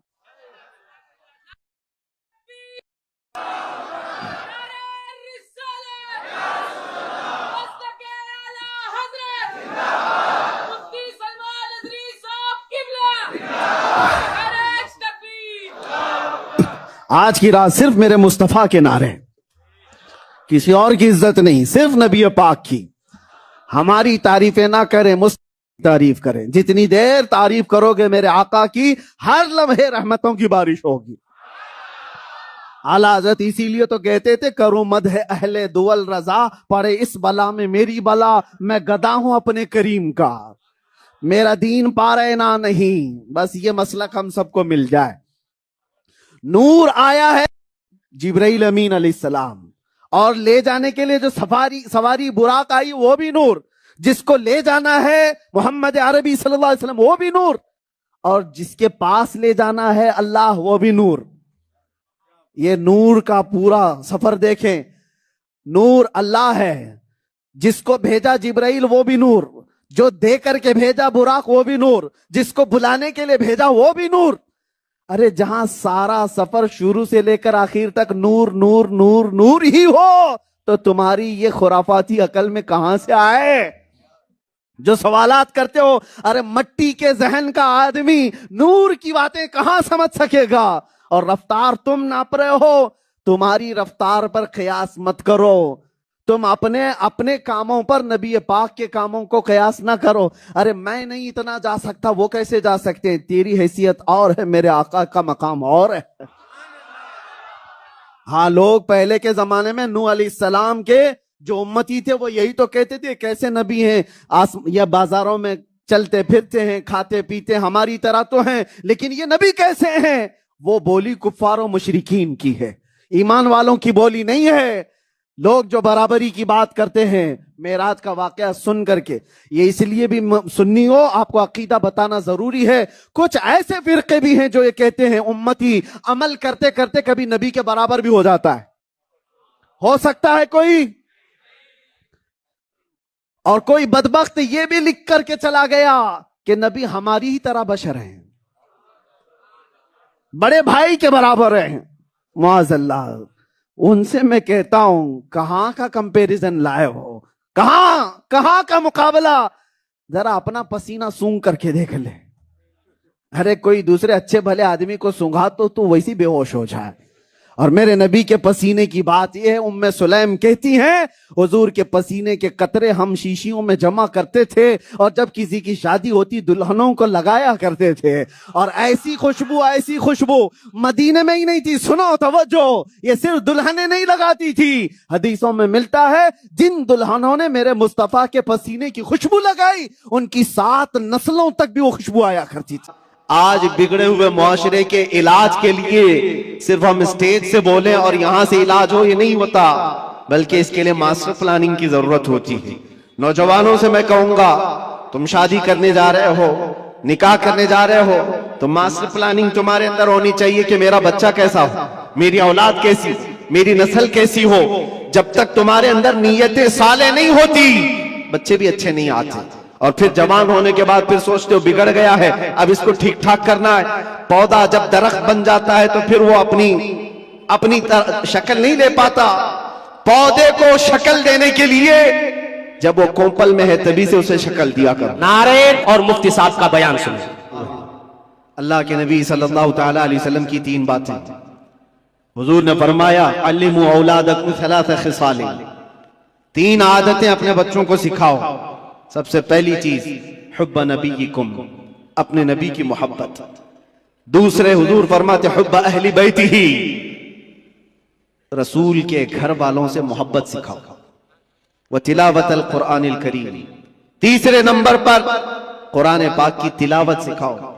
जिन बच्चों को ये 3 चीजें दी गई हैं मेरे अजीजों, फिर वो जवानी में कायदे उम्मत बनकर निकलते हैं, मुस्लिह उम्मत बनकर निकलते हैं। और बड़े होने के बाद आप सोचते हो अब इसको क्या सिखाऊं। एक बात मैं आपको बताऊं, बचपन में आपने अल्लाह और उसके रसूल की मोहब्बत औलाद में डाली हो, तो बदले में मिलता है कि जब ये जवान होता है और आप बूढ़े होते हैं, अल्लाह तुम्हारी मोहब्बत उसके दिल में डालता है, तुम्हारी मोहब्बत बदले में डाली जाती है। बूढ़ा होने के बाद जो ये चाहता है कि जवान बेटा मेरी खिदमत करे, तूने बचपन में अगर अल्लाह उसके रसूल के हवाले किया होता, आज अल्लाह तबारक व तआला उसके दिल में तेरी मोहब्बत डाल देते, बदले में मिलता है। वरना बुढ़ापे में तुम तमन्ना करते रह जाओगे। ये वो औलाद जिनको तुमने दुनिया ही दी। बच्चा जब बढ़ रहा था, जवान हो रहा था, बाप तो इतना उसकी तरबियत पर उतावला है, जो मांगा लाकर हाजिर कर दिया, जो खिलौना बच्चे ने हाथ रख दिया लाकर रख दिया। तुम ये समझते हो मेरे बच्चे की हर ख्वाहिश में पूरी कर रहा हूं, मेरा बच्चा तो मेरा है। तुम्हारे खून पसीने की कमाई की हर चीज तुमने बच्चे के सामने हाजिर कर दी। उन जवान लड़कियों को भी मैंने देखा, 18 साल 20 साल बाप तरबियत करता है, 6 महीने किसी लड़के से दोस्ती हो गई, वो माँ बाप को ठुकरा कर चली गई। क्यों ऐसे हालात पेश आए? माँ बाप की अहमियत इन औलाद की नजर क्यों नहीं आ पाती? वजह सिर्फ यह है, बचपन में जो तुम्हें उन्हें देना था वो नहीं दिया, दुनिया खूब लाकर दे दी। हुजूर पाक सल्लल्लाहु ताला अलैहि वसल्लम से पूछा गया कि अपनी औलाद को दिया जाने वाला बाप की तरफ से सबसे बेहतरीन तोहफा क्या हो सकता है? तुम ये सोचते हो ना, बच्चा जब 6 साल का हुआ, 7 साल का हुआ, 8 साल का हुआ, हर साल उसका बर्थडे का इंतजार करते हो और सोचते हो मेरे बच्चे के बर्थडे में मैं इसको सबसे बेहतरीन गिफ्ट देता हूं, सबसे बेहतरीन हदिया। बेटी को भी बाप गिफ्ट दे रहा है, बेटे को भी दे रहा है, लेकिन वो गिफ्ट क्या है, वो हदिये क्या है? हर साल तुम जाकर देख लो, कभी कभार जो बड़े लोग हैं खिलौनों से उठ करके कभी मोबाइल दे दिया, उससे भी उठ करके कभी बाइक दिला दिया, जिसको जो चाहा वो दिलाता गया। लेकिन मेरे अजीजों, हुजूर पाक सल्लल्लाहु ताला अलैहि वसल्लम की हदीसों की रोशनी में अगर कहूं तो फरमाते हैं अपने बच्चे को दिया जाने वाला सबसे बेहतरीन तोहफा बाप की तरफ से वो अपने नबी की मोहब्बत है। ये सबसे बेहतरीन तोहफा है। अच्छे अखलाक व किरदार तोहफे में दिया है तो उसने पूरी दुनिया भी दे दी और आखिरत भी दे दिया। बेशक, सुभान अल्लाह। ये चीज छोड़ करके सारी दुकान लाकर रख दो। हमें पता है हमारे बच्चों को खिलौने लेते तो 2 दिन में पुराने होते, फिर तीसरे दिन वो खेलते भी नहीं। जितने भी अच्छे खिलौने लाकर उनके पास रखो, 4 दिन के, 5 दिन के, 8 दिन के हैं, उससे ज्यादा क्या खेलें, साल भर खेलेंगे, टूट जाएंगे। लेकिन उनके दिलों में इश्क़ रसूल जो दिया गया है वो यहां नहीं बल्कि खबर में भी और हशर में भी वो तोहफा काम आएगा। सुभान अल्लाह, वो काम आएगा। और अगर ये चीज छोड़कर तुम कुछ भी दे दो वो तुम्हारे भी काम नहीं आएगा। अजीजा ने गिरामी औकात, मैंने बहुत सारे घरों के ये मामलात महसूस किए। वो जवान बच्चियां क्यों अपने माँ बाप को ठुकरा रही हैं? वो जवान लड़के क्यों अपने माँ बाप को गैर अहम समझते हैं? 4 दिन की दोस्ती करके दोस्त को अहमियत देने लग जाता है लड़का। ये कहता है ये मेरा दुख सुख का साथी है। तेरा बाप क्या था फिर? तेरी माँ क्या थी जो 9 महीने दर्द संभाल करके तुझे उठाकर चलती रही? कुरान कहता है जिस माँ के बारे में कि वो वदाअतहु कुरहा, वो तुम्हें ऐसी तकलीफ में जन्म दी है। पता है हकीमों ने कहा है मौत के वक्त 40 हड्डियों से रूह निकल जाती है तब आदमी मरता है, लेकिन बच्चे की विलादत के वक्त माँ की 39 हड्डियों से रूह निकल चुकी होती है। वो इस कदर दर्द दे करके बच्चे को जन्म देती है। 9 महीने वो बोझ उठाकर चलती है और उस माँ को ठुकरा करके चला जाए बंदा और उसकी अहमियत नहीं समझे। और माँ अगर रात को पुकारे कि बेटा कहाँ इतनी देर से क्यों नहीं आया, तो इसको बुरा लगने लग जाता है। ये क्या जिग जिग चलती रहती है माँ बाप की। बाप के सामने बैठने को ये तैयार नहीं, और वो लड़के जो इसके कुछ नहीं लगते बस अय्याशी की तरफ बुलाते, उनके साथ पूरी रात गप्पे लगाए। माँ बाप क्यों अच्छे नहीं लगते? माँ बाप के साथ वक्त क्यों खराब लगने लगता है? इस सब का कारण एक है, कसूर इन बच्चों का नहीं है, उनके माँ बाप का है जो तरबियत में कमी किया। क़यामत के दिन जानते हो ये बच्चे अपने माँ बाप के खिलाफ मुकदमा करेंगे, मुकदमा करेंगे। अल्लाह ताला से ये कहेंगे कि मौला हमारे माँ बाप को दिखाओ कहाँ है। पूछा जाएगा क्यों? कहा हम अपने पैरों से उन्हें रौंदना चाहते हैं, हम अपने पैरों से उन्हें रौंदना चाहते हैं। पूछा गया क्यों? कहा आज हम जहन्नम में जा रहे हैं तो इसकी वजह हमारे माँ बाप है। उन्होंने हमारी तरबियत नहीं की, हमें खौफ खुदा नहीं दिखाया, हमें हुब्बे रसूल नहीं सिखाया। तुम खिलौने दिला करके उनको घर प्रॉपर्टी दे करके तब भी फंसे जाओगे, वहां पर फंस जाओगे। बच्चे हो तो कैसे हो? मैं एक बात बताता हूं मेरे अजीज, नजमुद्दीन इराक का एक गवर्नर है, गवर्नर पूरे इलाके का गवर्नर है, शादी नहीं किया, 30 साल से भी ज्यादा की उम्र हो गई, और बड़े बड़े रिश्ते आते थे, बादशाहों के बेटियों के रिश्ते, वजीरुल मलिक की बेटी का रिश्ता, सब ठुकराता रहता है, मुझे नहीं चाहिए। उम्र निकलती जा रही है। भाई था, भाई आकर के कहता है भाई साहब कोई तो लड़की पसंद कर लो, निकाह कर लो। कहा नहीं मेरे लायक दिखती ही नहीं है। कहा कैसी चाहिए तुमको? सल्जूक खानदान की बेटी, वजीरुल मलिक की बेटी, इतने आला खानदान की लड़कियां तो तुझे बता रहा हूं। कहा नहीं मुझे मेरे लायक की मिलती नहीं। कहा कैसी चाहिए, तुम्हारा क्राइटेरिया क्या है, रिक्वायरमेंट क्या है? नजमुद्दीन ने कहा मैं चाहता हूं मुझे ऐसी बीवी मिले जो मेरा हाथ पकड़कर जन्नत में ले जाए। सुभान अल्लाह। दूसरी चीज मेरा क्राइटेरिया ये है, ऐसी बीवी मिले मुझे जो मुझे दुनिया से बेजार करे और अल्लाह की तरफ ले जाए। तीसरी चीज मुझे ऐसी चाहिए कि उससे पैदा होने वाला बेटा ऐसा हो जो बैतुल मुकद्दस को आजाद करे। सुभान अल्लाह। सुभान। किबला अव्वल मुसलमानों का उस वक्त यहूद और नसारा के जालिम हाथों में था। नजमुद्दीन ने यह सोचा और शादी करने को तैयार नहीं। जाहिर सी बात है ऐसे क्राइटेरिया की लड़की ढूंढना भी मुश्किल है, मिले तो कहां मिले। शादी नहीं करना। एक दिन तकरीर की जामा मस्जिद में, वहां के बहुत बड़े बुजुर्ग थे, उनके पास बैठा था। मगरिब के बाद दर्स दे रहे थे शेख, इलाके के शेख आजम। अचानक पर्दे के पीछे से एक खातून की आवाज आई, हिजाब में थी। शेख ने पूछा कौन है? लड़की ने अपना नाम बताया, सित्तुल मलिक, एक फकीर खानदान की लड़की थी। तो आप जलाल में आए। बुजुर्ग जो शेख आजम है फरमाते बेटी तुझे हो क्या गया है? मैंने आज इतना बड़ा रिश्ता भेजा था, तूने ठुकराया। उस लड़की ने कहा मेरे लायक नहीं था। पूछा तेरे लायक नहीं था, तू चाहती क्या है? वो पर्दे के पीछे से कहती है मैं चाहती हूं मुझे ऐसा दूल्हा मिले जो मेरा हाथ पकड़कर जन्नत में ले जाए। सुभान अल्लाह। सुभान अल्लाह। और मैं ये चाहती हूं ऐसा शोहर मिले जिससे पैदा होने वाला बेटा बैतुल मुकद्दस को आजाद कराए। सुभान अल्लाह। नजमुद्दीन उसी महफिल में बैठा हुआ। कहा मेरी सोचों से पूरी सोच मिलती है इस खातून की जो पर्दे के पीछे। उठा और शेख से कहा हुजूर क्या मेरी सगाई या मेरी मंगनी उस लड़की से आप करा सकते हैं जो पर्दे के पीछे? बुजुर्ग ने फरमाया तू देखा है उसको? कहा मुझे जरूरत नहीं। कहा तू जानता है उसका खानदान?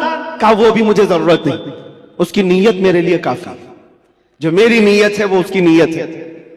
शेख ने फरमाया नजमुद्दीन तू इलाके का गवर्नर है और वो इस मोहल्ले के सबसे फकीर खानदान की लड़की है, कहां मैचिंग होगी?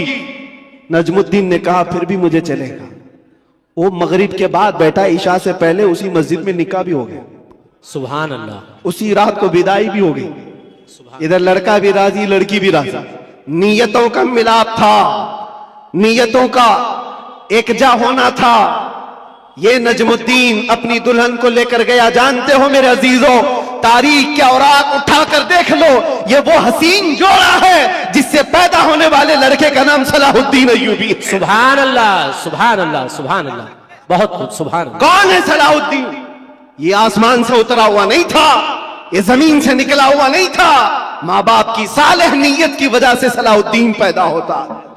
माँ बाप की जब तरबियत हो, उनकी नीयत साले हो, तो आज बच्चे साले पैदा होंगे। लोग आज जाहिर सी बात है, एक साहब है वो सवाल कर रहे थे, वो बयान कर रहे थे। उस बयान में एक खातून ने आकर के कहा मौलाना आप करबला के वाकयात बहुत सुनाते हैं, करबला के वाकयात बहुत सुनाते हैं, हुसैन आजम के तज़किरे, उनके सबर, उनके इस्तिकामत, उनके जज्बे शहादत सब बहुत सुनाते, लेकिन फिर कोई हुसैन क्यों नहीं पैदा होता? मौलाना ने अच्छा जवाब दिया। वो खातून सवाल कर रही थी, कहा हुसैन जरूर पैदा होगा, पहले फातिमा तो आए कोई। सुभान अल्लाह। सुभान अल्लाह। फातिमा होगी तो हुसैन भी आएगा। घरों के हालात जब दुरुस्त हो जाते हैं तो मेरे अजीजों उन खानदानों में नेक और साले औलाद होती है। दरख्त बन जाने के बाद हम तरबियत की सोच रहे हैं, बिगड़े हुए माशरे को सुधारने के लिए। अब तो यहां पर कचरा निकालने के लिए हाथ नहीं, बड़े बड़े बिल्डोजर लगाने पड़ते हैं, तब जाकर के कचरे निकलेंगे। लेकिन जो नौजवान है, मैं उनसे गुजारिश करूंगा, नीयत कर लो साले नीयत अल्लाह की बारगाह में कि मौला मुझे तहसीन फर्ज अता फरमा, मेरी शर्मगाह की हिफाजत अता फरमा, मुझे वो नेक खातून दे जो मुझे दुनिया से हटाकर जन्नत की तरफ ले जाए, मुझे दुनिया की मोहब्बत से निकाल कर अल्लाह उसके रसूल की मोहब्बत डाले। तुम्हारी नीयतों से अल्लाह तबारक व तआला वो चीज तुम्हें अता करेगा। पहले से ही अगर ये सोचता है जवान ऐसी दुल्हन मिले जो 4 लोगों में खड़ा करूं तो लोग उसे देखते रहे। बेहया आदमी, दयूस आदमी जो अपनी औरत का मुजाहरा कराना चाहता है, शादी इसलिए करना चाहता है कि 4 लोगों में उसकी खूबसूरती दिखाए, उस शख्स के बारे में मेरे आका फरमाते वो जहन्नमी है, वो जहन्नमी है, वो जहन्नमी है। 3 बार फरमाया। पूछा कौन? हुजूर फरमाते हैं जो अपनी, जिसकी औरत उसके शोहर के बगैर बेपर्दा बाहर निकलती, या जो मर्द अपनी औरत को आजाद घुमाता है, उसके बारे में कहा गया वो दयूस है, जहन्नमी। तुम्हारी नीयतें साले हो, तुम्हारी नीयतें पाकीज़ा हो तो औलाद भी आएगी। और मुआशरे में इस्लाह के लिए हमें मास्टर प्लानिंग की जरूरत है। यही मैं कहना चाहता हूं, आज बीज बो, फसल तुम्हारी नस्ल निकालेगी और अच्छी उम्दा फसल देखेगी। और इस मुआशरे के बिगड़े हुए हालात को मेरे अजीजों मिलकर के सही किया जा सकता है। नशे के मुतालिक मुझे बड़ी अजीब कुफ्त महसूस होती है। क्यों? तुम किस नशे में आज डूबे हुए हो? कौन सा है ये नशा? ये शराब, धतूरा, ये सारे ड्रग्स, इस चीज के लिए उम्मत मुस्लिमा बनाई गई। कुरान में तो अल्लाह फरमाता है कुंतुम खैर उम्मतिन उखरिजत लिन्नास, तुम सबसे बेहतरीन उम्मत हो जो इंसानों में निकाले गए हो। इंसानों में अल्लाह ने तुमको सबसे बेहतरीन उम्मत बनाया। बेहतरीन उम्मत के ये काम कहां से हो सकते हैं? बड़े बड़े ड्रग डीलर, खरीदने वाले भी, बेचने वाले भी, करने वाले भी, दीदा व दानिस्ता दुनिया ने तुम्हें इस काम पर लगाया है जानबूझ करके, क्योंकि मुझे पता है मैं वो सारी मंजिलें तय करके आया हूं, सारी चीजें देख करके आया हूं, कहां से ये लीक होता है, कहां से ये सारी चीजें आती, कौन कौन लोग सपोर्ट करते हैं, कौन कौन लोग खड़ा करते हैं, पैसे कौन देता है, माल कौन देता है, बचाता कौन है, ये सब पता है। यहां खुल करके मैं इस चीज पर नहीं इज़हार करना चाहता। जेलों के अंदर मैंने देखा है पूरी की पूरी जमात है, ये सारे के सारे जो रॉकेट चलते हैं अंदर से भी चलते हैं। हैरत की बात है, एक छोटी सी पिन नहीं आ सकती थी वहां पर, लेकिन नशा आ जाता है। कौन लाता है, कैसे आता है? अब इसकी तो हर एक को अंदाजा होना चाहिए। जब शहर का मुंसिफ ही चोर हो, जब हाकिम ही गद्दार हो, तो फिर ये हम उम्मीद नहीं कर सकते कि वहां पर अच्छी फसल निकलेगी। शेख सादी ने सही कहा, जमीन पर अदरक बो करके गन्ना आने की उम्मीद मत रखना। ये सब हालात हमारे देखे हुए, इसलिए मैं आपसे कहता हूं उठो वो घर ना हश्र ना होगा फिर कभी, दौड़ो के जमाना चाल अपनी चल गया। और इसका भी इलाज, कारी साहब आप कह रहे थे नशा के मुतालिक, मैं फिर आज इजहार करता हूं डर के मुतालिक। डर करके अगर आप कह रहे हैं कि मुझे डाइवर्ट कर देंगे मेरे टॉपिक से, मैं डरने वाला नहीं हूं। अगर डर के मारे कहते हो कि डाइवर्ट करके दूसरे टॉपिक पर बात करें, नहीं, हमारा एक ही उन्वान है, हुजूर पाक की मोहब्बत। उन्हें जाना, उन्हें माना, न रखा गैर से काम। लिल्लाहिल हम्द, मैं दुनिया से मुसलमान गया। नशा भी खत्म होगा, ड्रग्स भी खत्म होगा। इलाज हमारी तकरीरों से नहीं, इलाज इश्क मुस्तफा से है। सुभान अल्लाह, सुभान, मोहब्बत मुस्तफा से है। इनके हाथों से बोतलें और ताश के पत्ते निकालो तो फिर भी तो तलब होगी, क्योंकि जो एडिक्ट होता है वो किसी न किसी चीज का तालिब होता है, किसी न किसी चीज की तरफ उसका लगाव और झुकाव होता है। हम देखते हैं तारीख में क्या हुजूर पाक सल्लल्लाहु तआला अलैहि वसल्लम मक्का मुकर्रमा में जब तशरीफ लाए, नशा नहीं था, शराब नहीं था, उस वक्त भी शराब थी और नशा था, सब कुछ था, लेकिन बरसों पुराने जो शराब के आदी थे मिनटों में कैसे छोड़ सकते हैं। हजरत अनस एक सहाबी हैं, छोटी उम्र के थे, 10 या 12 साल की उम्र थी। वो कहते हैं मैं मदीने तैयबा में शराब सप्लाई करता था। कहबा खाने जो बने हुए होते थे, जैसे दुकानें जगह जगह होती हैं, वहां पर नुक्कड़ पर कुछ चीजें बनी रहती, रात के वक्त लोग शराब पी रहे होते, ये प्यालों में भर भर करके देते थे। अनस कहते हैं, हजरत अनस, मैं शराब के प्याले भरकर लोगों को सर्व कर रहा था, दे रहा था। अचानक गलियों में, मदीने की गलियों में किसी मुनादी ने ऐलान किया। ऐलान क्या था? या अय्युहल मुस्लिमून क़ाला रसूलुल्लाह सल्लल्लाहु अलैहि वसल्लम हुर्रिमतिल खमर। ऐ मुसलमानों, अल्लाह के नबी ने फरमाया आज से शराब हराम हो गई। हजरत अनस कहते हैं मेरे हाथ में प्याला था वहीं से छोड़ दिया, जिसके हाथ में प्याला था वो होंठों से लगाया था वहीं से पटक दिया। कोई ये नहीं सोचा कि जाकर बात कर लेंगे हुजूर से, देखते हैं आज का आज पी लेंगे कल से छोड़ेंगे, नहीं, होंठों तक लगे हुए प्याले तोड़ दिए गए। हजरत अनस कहते हैं बाहर आकर मैं देखा मदीने की सारी गलियां, मदीने की नालियां सब शराब से भरी हुई थी, हर कोई मटके लाकर पटक रहा था, तोड़ रहा था, सब बहा दिए गए। कौन सी चीज है जो 50-50 साल पुरानी शराब जमा की हुई थी? पता है अरब लोग 50 साल पुरानी जमा की हुई शराब पीते थे, हाँ 7 साल पुरानी जमा की हुई शराब मटकों को तोड़ दिया गया। कौन सी चीज है जो इनको तोड़ने पर मजबूर करती है? जिसको इकबाल कहता है तो आलम से करती है बेगाना दिल को, अजब चीज है लज्जत आशनाई। सुभान अल्लाह, सुभान, नारे अजब चीज है, नारे रिसालत। वो आंखों से मेरे मुस्तफा ने वो पिलाया था जिसके बाद दुनिया की शराब हेच हो गई थी। आज तुमने आंखों से अगर पीना है तो आओ हुजूर पाक सल्लल्लाहु अलैहि वसल्लम की बारगाह में। आज सिर्फ पर्दे लगाए गए हैं, वो कायनात का दूल्हा आज भी अपनी शान के साथ आराम कर रहा है। हम तो माइल बकरम है, कोई साइल ही नहीं। वहां से आवाज आती है, वो आज भी अपने जलवे दिखा रहे हैं, आज भी अपने गुलामों के घर जा रहे हैं। नहीं तो यूं ही सुन्नी पुकार कर नहीं कहता सुना है आप हर आशिक के घर तशरीफ लाते। सुभान अल्लाह, बल्कि हम तो ये कहेंगे देखा है आप हर आशिक के घर तशरीफ लाते। बेशक, सुभान अल्लाह, सुभान अल्लाह। सुना है क्या बात है? देखा है आप हर आशिक के घर तशरीफ लाते हैं। या रसूल अल्लाह मेरे घर में भी हो जाए चरागा, या रसूल अल्लाह कुछ ऐसा कर दो मेरे किरदगार, आंखों में हमेशा नक्श रहे रूए यार, आंखों में तलब करो मेरे अजीजों, क्यों नहीं मिलता?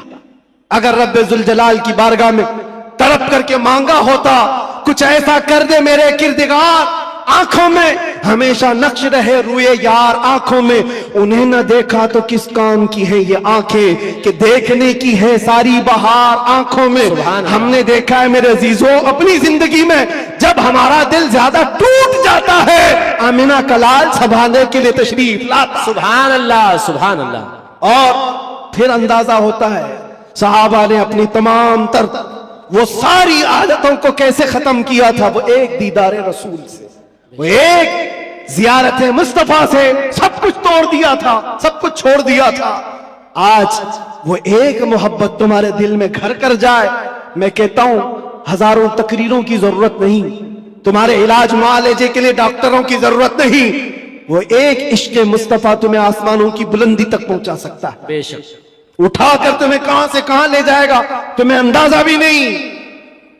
इसलिए कि मेरे अजीजों हम लायानी चीजों में मसरूफ हैं। जो चीज तुम्हारे लिए नहीं बनी या तुम उसके लिए नहीं बने, अपनी पूरी जिंदगी उस पर लगाए हुए हो।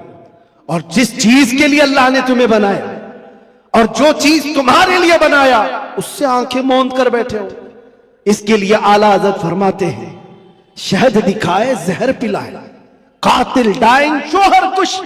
ये दुनिया के बारे में ये शहद दिखाती और जहर पिलाती।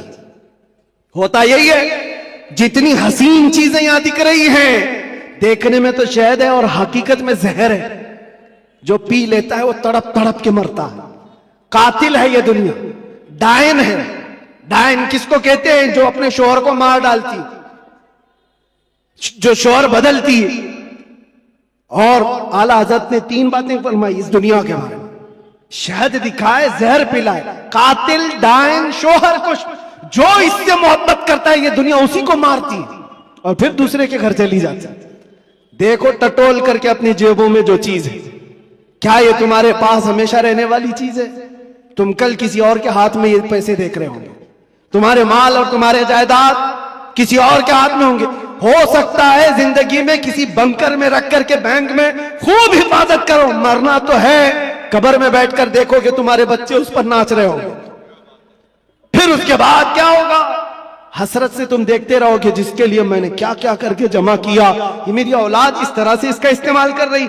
हकीकत में ये दुनिया है जो रोज हाथों में बदल कर जाती है, तुम्हारी कभी नहीं हो सकती। जो चीज हमेशा तुम्हारे पास रहती है वो क्या है? वो कौन सी चीज है जानते हो? वही चीज है जो तुम्हें बेखौफ करती है। अजब चीज है लज्जत आशनाई, जो हुजूर की मोहब्बत में सरशार होता है फिर दुनिया का खौफ उससे निकल जाता है। अस्सलाम वालेकुम दोस्तों, उम्मीद करता हूँ आपने इस बयान को पूरा सुना होगा। अगर आपको यह बयान पसंद आया हो तो वीडियो को लाइक और चैनल को सब्सक्राइब करें।